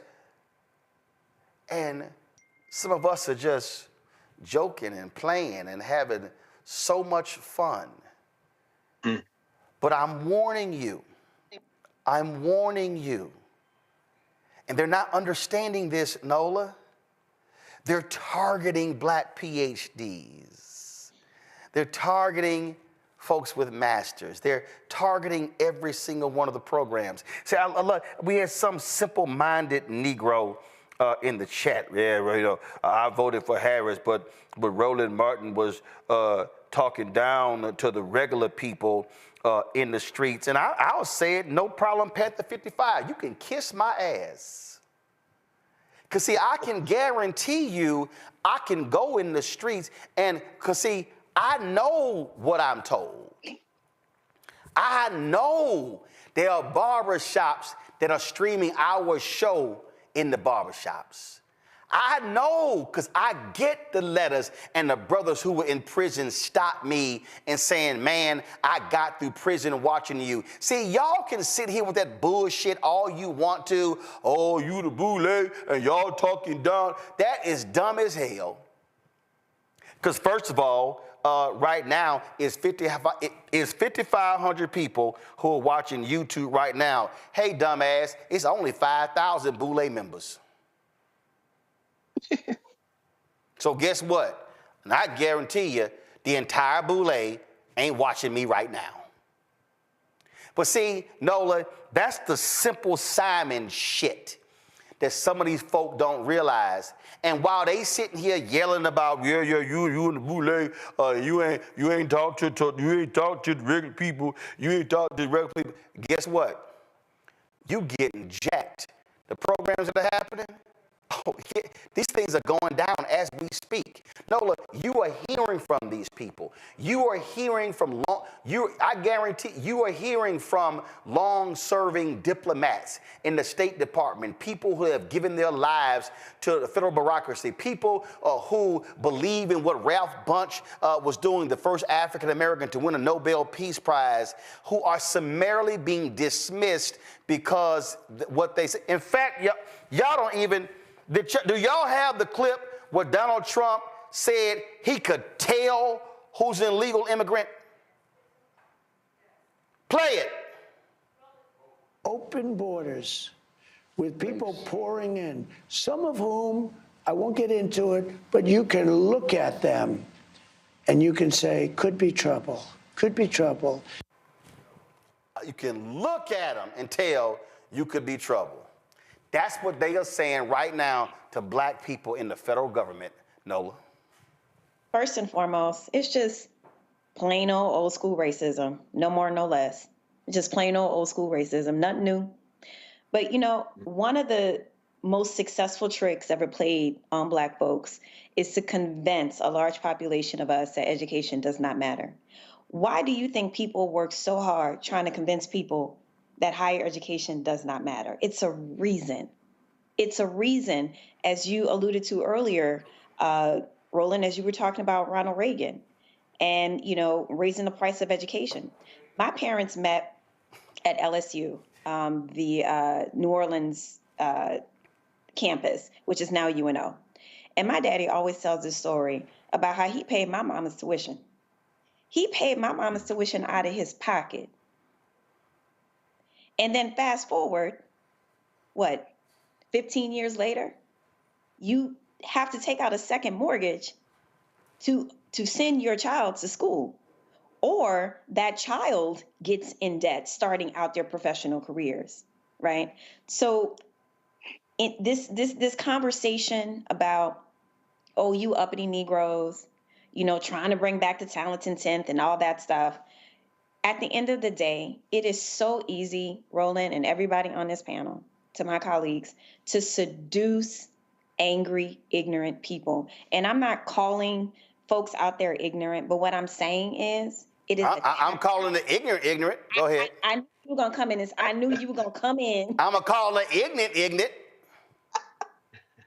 I knew I could rely on you for that assist. What I'm saying is it's part of the strategy. It's part of the strategy to target a certain population, because they are thinking of you as ignorant, right? They are thinking of you as gullible. In the social sciences, it's called conditioning, right? So you condition people to respond the way that you want them to respond. And that is what we are seeing. And we saw so much of it, Roland. We saw so much of it over, this administration, especially during those 107 days with Kamala. There was so much debate. There were people that were mad that she spent a lot of time at the HBCUs, that it was too elite, that it was too much about Divine Nine. Okay, that's fine. Maybe not. But the thing that has always bothered me, and I've stood 10 toes down on this, when people try to push back and say, well, not everybody wants to have an education. Education isn't for everybody. And I'm like, okay, I'm not trying to run a race with no shoes on. I'm just not. But I come from a community in New Orleans where higher education that's what you do. You can get married, but you for sure going to college. So I am grateful to my community for that. But this debate, Roland, I'm telling you, it is something for me as an educator. I have dedicated my life to education. And it hurts me sitting here as a Black woman that somehow we have become the enemy. That the Black expert particularly, all experts right now are pretty much lined up against the wall, and they're ready to kind of like, but when you're Black and an expert, and when your own community doesn't have your back, somehow you become the enemy. You have been conditioned to celebrate the athlete, to celebrate the entertainer. But us three Black asses sitting up here, oh no, not us.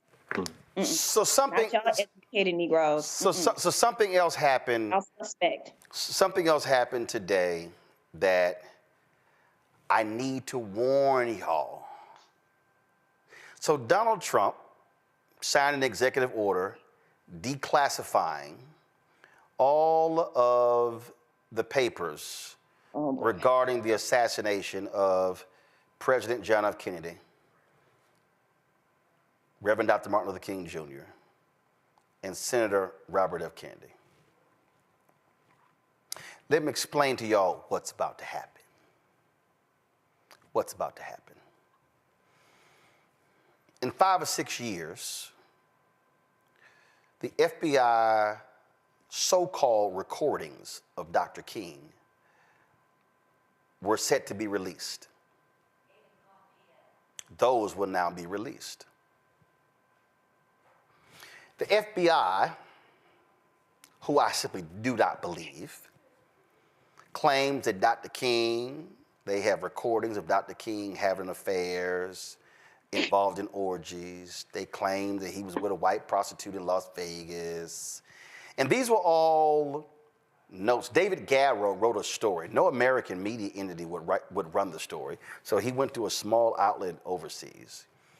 And there were the notes, and these notes were a part of the JFK papers at the I think Library of Congress or National Archives. And so he wrote a story based upon the notes. So Charlie Kirk, Turning Point USA, when he did all his videos trashing King, oh, we shouldn't be celebrating him. Let me explain to you why they doing this here. I just want y'all to understand what's about to come down. They are going to try to completely destroy the legacy of Dr. King. I guarantee you,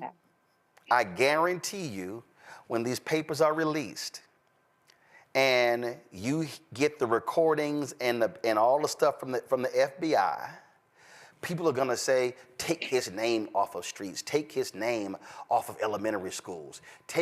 We should not have programs honoring him. We should not have scholarship programs. He was not a moral man.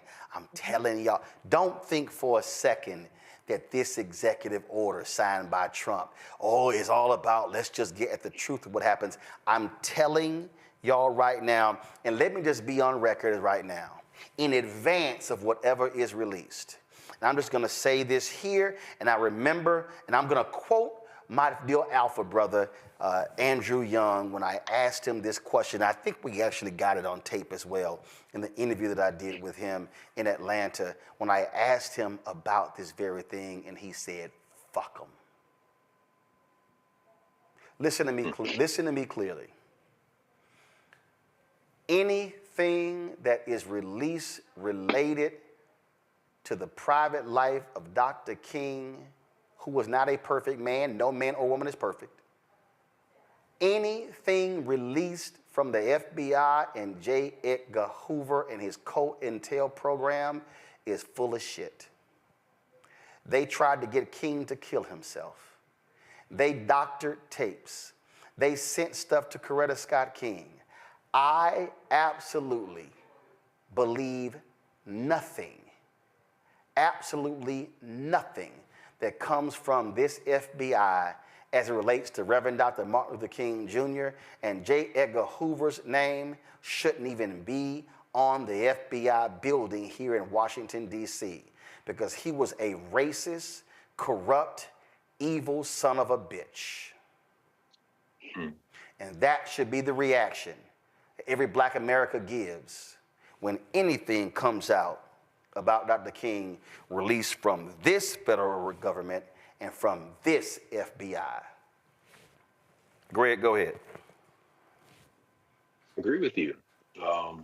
Of course, this is the only reason that these documents are being declassified. We know Robert Kennedy Jr. believes there was conspiracy to assassinate his uncle, and I agree with that in concept.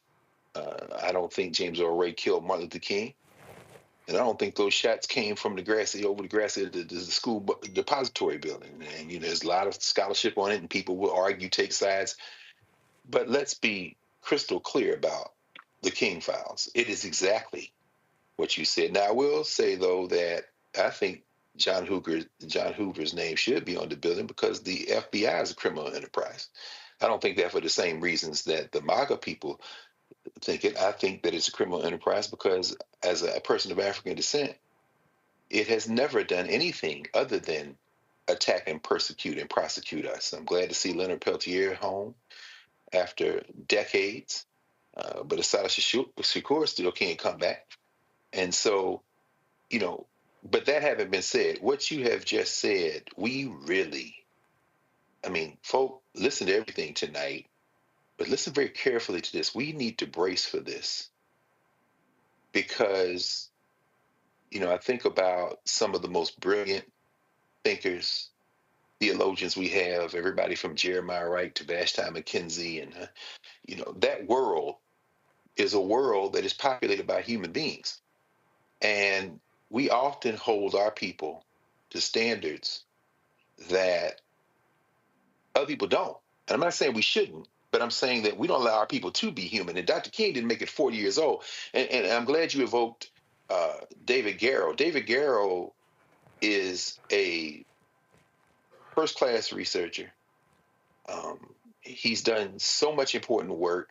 Anybody get his book Rising Sun on Barack Obama, you won't look at Obama the same. It always cracks me up when people say, yeah, I'm critical of Obama, and people opening their mouths and have never read one word of one sentence, one paragraph of one page of anything about Barack Obama. You read David Garrow, you look at the whole world differently, and even Jonathan Ives' recent book on King came out a couple of summers ago, but it doesn't displace what Martin Luther King did. Unlike the young girl lover Matt Gaetz, unlike the convicted sexual predator Donald Trump, unlike damn near the whole Republican Party, Dr. King gave his life for everybody, regardless of color. And so I'll just end with this, and I just want to underscore what you said, Roland, and really, really, really support what you said, every word of it. And please, people, when these tapes are revealed, and they're only revealed because they want to take who they think is the champion, the central figure representing the moral standard of African people, which is the only reason there is a funky criminal enterprise called United States of America. Let's be very clear about that. And I don't think that it's going to take a century to claw back, because I don't think the United States is going to be here in a century, not in the current form. Not in its current form. I think it's inevitable. That's why they're pulling out the stops now. Steve Bannon is very clear about this, and I join him shoulder to shoulder and say, you're absolutely right, Mr. Bannon. Y'all don't have another play but this. This is the only play you have, and it's going to fail. It's going to fail. Anytime the damn ADL is supporting Elon Musk, who is openly supporting the AfD in Germany, a damn neo-Nazi party, it's very clear that everybody going for themselves. So guess what? We are too. But when they come for Dr. King and the way they're going to come for Dr. King, any one of you Negroes that runs out and talking about taking down a statue or rejecting Martin Luther King, I want you to keep that same energy for every one of these sexually frustrated, late at night punk deviants who are running this government and running industry. Because if you think you can measure Martin Luther King by a standard and not measure them by the standard, then you are betraying not only our people, you're betraying your own humanity. Well, I'm glad you said that because House Speaker Mike Johnson, they were going to subpoena former Trump staffer Cassidy Hutchinson to testify before the next bogus January 6th hearing. To one of his aides went, hey, no, we shouldn't do that. Go to my iPad because the aide said that if they subpoenaed Cassidy Hutchinson, then it would reveal that a number of Republican lawmakers were texting her seeking sexual favors. Yikes! Ooh. An aide to Mike Johnson was like, hey, listen, we can't do that, dog. We can't do that because, yeah, some of our boys were trying to get with old girl and them text messages are going to be public. And they went, yeah, we ain't going to subpoena her. So yeah, that actually went down. The Washington Post is actually reporting that story. I got to do this as well. This is awesome. A Republican judge. So they went to court over this whole 14th Amendment citizenship thing, and a Reagan-appointed judge. And let me tell y'all something right now. I really hope that the federal judges who were appointed by Ronald Reagan, George H.W. Bush, and George W. Bush are going to have the guts to stand up to these thugs because we know the Trump-appointed judges like Eileen Cannon are dumber than a box of rocks, and that's insulting rocks. But this senior U.S. District Judge, John Coffinow, y'all, this is what happened on Thursday. He was, quote, blistering in his criticism of Trump's action as he granted a temporary restraining order that blocks Trump's executive order from taking effect nationwide. Quote, I've been on the bench for over 4 decades. I can't remember another case where the question presented is as clear as this one is. This is a blatantly unconstitutional order. There are other times in world history where we look back and people of goodwill can say, where were the judges? Where were the lawyers? Coffinour interrupted before Brett Shoemate, a Trump Justice Department attorney, could even complete his first sentence. He said, in your opinion, is this executive order constitutional? Shoemate said, quote, it absolutely is. The judge said, frankly, I have difficulty understanding how a member of the bar could state unequivocally that this is a constitutional order. It just boggles my mind. Larry, I hope there are other conservative judges who say, y'all got to be stuck on stupid with this bullshit. We ain't moving forward. What happened to the originalists? You know, all these folks that always talk about that the U.S. Constitution or certain laws are stated as clear as day, and we're supposed to look at them in their original form. I don't hear those arguments coming from anyone in D.C. right now, and I find it very interesting. The other thing is, Roland, you made a reference to the Reconstruction Amendments earlier. The 14th Amendment is the Reconstruction Amendment. Roland, we should also note that the 14th Amendment specifically related to enslaved Africans, and now the folks who've come generations later, who've come to this country and been, you're born here, your parents come here as immigrants, no matter what you look like, are benefited from the fight by Black folks to make sure we were seen as U.S. citizens here in the United States. But listen, it's wild to me that we're even here. But this shows you how far right the United States is. Well, we have some folks having this argument that somehow you can invalidate the 14th Amendment through an executive order, which is completely ridiculous. But I agree with you, Roland. I'm curious to see how some of these, as we continue to deal with this issue, some of these judges deal with this. And I'm glad that this particular judge, you say was a Reagan appointee, was very clear about this makes no sense constitutionally. And I know, Dr. Carr is the resident attorney here, but when we've heard this over the last, from the first Trump administration to now, it always boggled my mind because it's clear as day in terms of the language in the Constitution. And for those Black folks out there who think that, somehow that this is okay, you need to go read a book and find out, once again, understand what the Reconstruction Amendments were all about and who these amendments were specifically designed to address and Black folks being enslaved Africans and what it means to be a U.S. citizen. So, like I said, I was glad to see that earlier today. I read, numerous quotes, but this is not the end of this issue. They will continue to push this, and we have to make sure that we keep all eyes open, and that we make sure that we don't continue to allow our constitutional rights to be infringed on. Nola, I couldn't pass up this opportunity. I just couldn't pass up this opportunity. So I'm sitting here looking on social media, and there's this dude named John Basham, and he posted this yesterday. Attention, please, help. POTUS Trump and Senator Ted Cruz. My wife is a nurse and was recently hired by the VA. Our home is packed up. We have a new home, have spent thousands to move our family from Fort Worth to Waco. Following Trump's hiring freeze executive order, the VA rescinded her job offer. My wife showed, he said, hold on, because he said, I don't have the full, but he said, wait, hold up. My wife is in tears and inconsolable, and my family is devastated. It has been my wife's dream to work with needy disabled veterans. I'm a disabled vet. Now her family is lost with no clear path of what to do. Her job was to start in 2 weeks. He spelled two wrong, TWO. Right after we settle in, we are all huge Trump supporters, and I know this was an unintended consequence. I'm sure veterans medical care professionals were not the target of this EO. Please help me get this message to the White House so the president can fix this error. Veterans need not be affected should be affected. He misspelled that too. Because of out of control government spending elsewhere. Please help retweet this so Donald Trump is made aware and this big old, we need your help. And then he posted it. Another medical professional set to serve veterans a victim of unintended consequences of POTUS Trump's federal hiring freeze EO. I'm told DOD and medical professionals were supposed to be exempt, but bureaucrats are over applying the EO to hurt Trump. No, pimp. No. Your dumb ass voted for that dumb ass. And Nola, now these dumb ass MAGA folk realize your ignorant ass got caught up in it.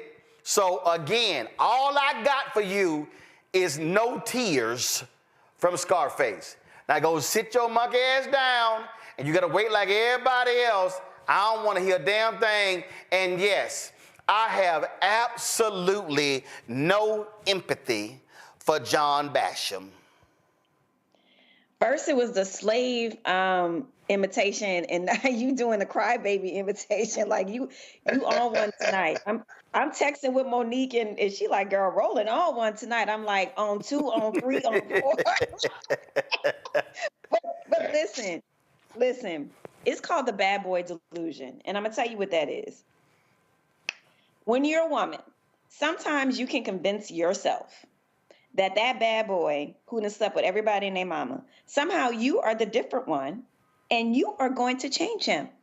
That somehow you are so special that he is not going to hurt you and break your heart the same way he did with all those other women who cannot live up to you because you are you.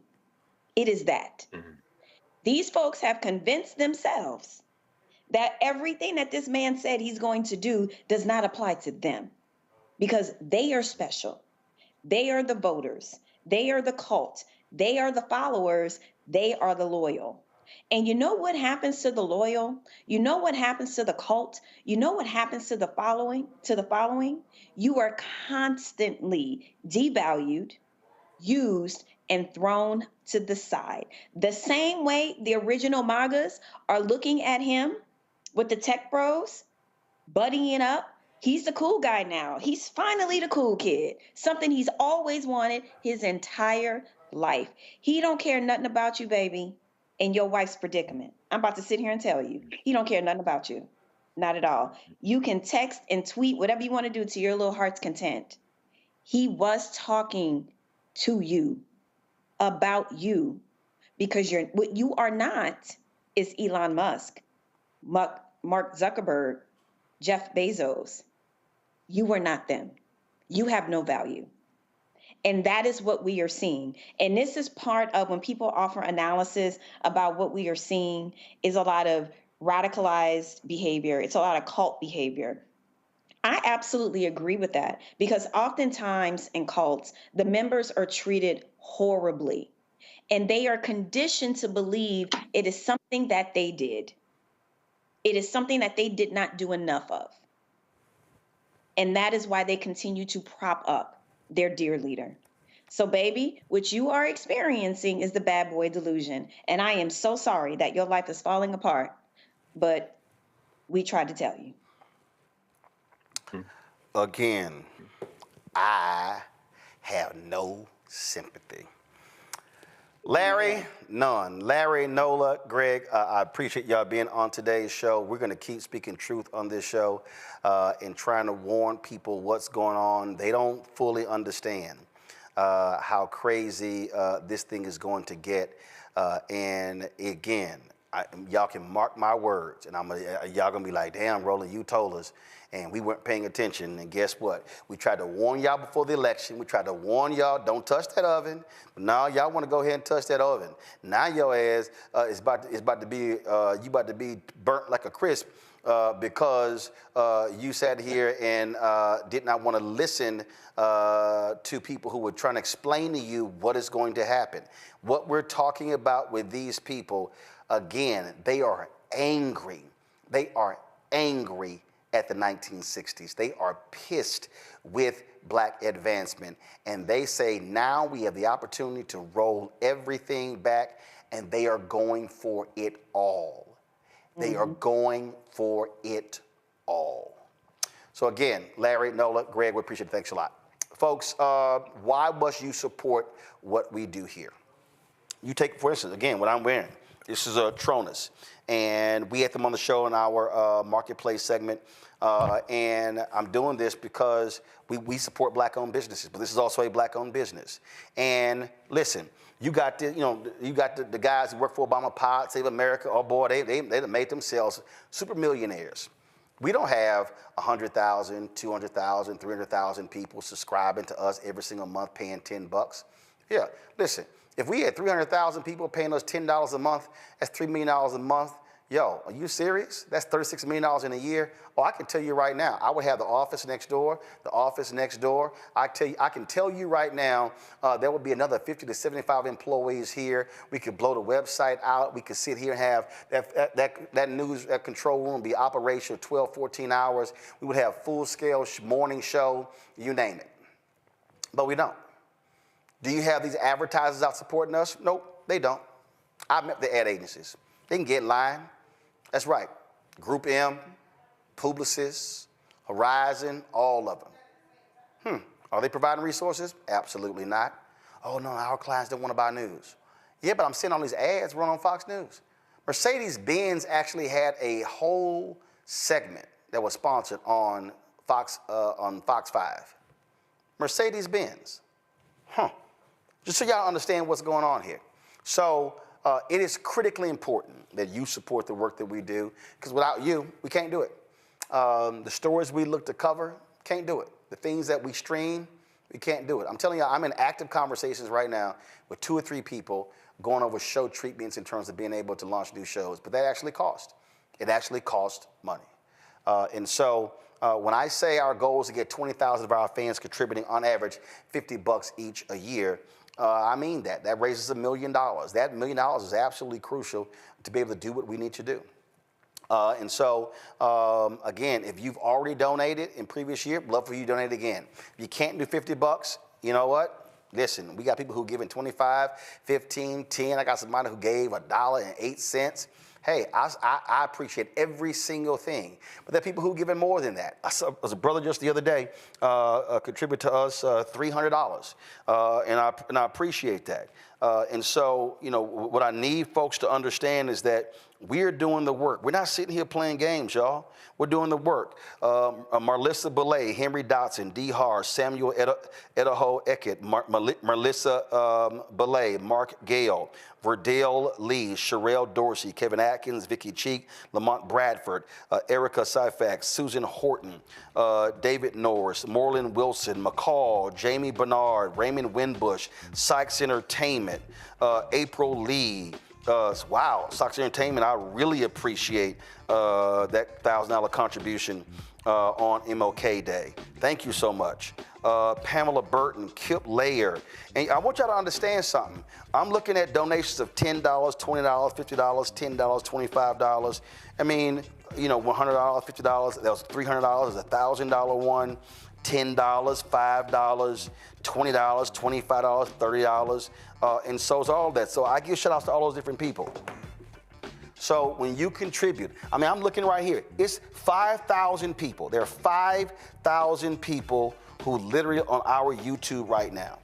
If the 5,000 people on YouTube right now, and again, I'm just telling y'all, if those people, those 5,000 people said, you know what, we're going to join the Bring the Funk fan club, we're sitting there commenting, talking. If the 5,000 people on YouTube right now gave $50, we would raise instantly $250,000. Let me explain to you $250,000. That means that we could literally hire 3 staff writers at $75,000 apiece to write stories. I just want y'all to understand how real this is. So it's simple to sit here and say, oh, well, I'm just going to sit here and comment. I don't want to sit here and give and donate. Well, guess what, y'all? Stuff costs. Light, the monitor, the live streaming equipment, the robotic cameras. We have 10 robotic cameras in this studio, and 3 went down. We had to buy 3 more. Cost is real. And so when we say to support us, you can give on YouTube. We would prefer you give us to us directly. And again, everybody who gives to us, we do, somebody says, what percentage do you receive from YouTube membership? We receive most of that, but again, we prefer that you give directly to us via these other means. So if you want to contribute to us via Cash App, this is how you do so. Use the Stripe app, Cash App. You can't give direct in Cash App because they shut down our accounts. So use the Stripe app, the QR code's right there to give to Cash App. Or what you can do is you can actually, of course, if you're listening to us, go to blackstarnetwork.com to see the QR code. But you can't give to us direct because Cash App changed their rules and shut down all of our accounts. That's one thing. If you want to give us via PayPal, it's paypal.me/rmartin. You can actually set up annual giving. So if you want to give $50 or even more or less every year, you can set that up on PayPal. Venmo is venmo.com/RM Unfiltered. Zelle is roland@rolandsmartin.com. You can send your check and money order to P.O. Box 57196, Washington, D.C. 2003 7-0196. If you want to support us get our book, of course, Get White Fear, How the Browning of America is Making White Folks Lose Their Mind, available at bookstores nationwide. Get the audio version I read on Audible. Every proceed of the book goes right back into the show. We had our merchandise at Roland Martin Unfiltered Black Star Network merchandise. You want to get your shirt? I had it on last night. Don't blame me. I voted for the black woman. And also, hashtag we tried to tell you, FAFO 2025. You can get that, rolandmartin.creator-spring.com. Yes, I know they've been having issues because one of the warehouses, one of the distributors got impacted, but they're fixing the issue. Trust me, I'm riding them every single day. Or go to blackstarnetwork.com to get our merchandise. Also, folks, don't forget, download the Black Star Network app on Apple phone, Android phone, Apple TV, Android TV, Roku, Amazon Fire TV, Xbox One, Samsung Smart TV. Folks, that's it. I'll see y'all tomorrow right here on Roland Martin Unfiltered on the Black Star Network. Holla! Black Star Network is here. Oh, no punches! I'm real revolutionary right now. Thank you for being the voice of Black America. All momentum we have now We have to keep this going. The video looks phenomenal. See, there's a difference between Black Star Network and Black-owned media and something like CNN. You can't be Black-owned media and be scared. It's time to be smart. Bring your eyeballs home. You dig?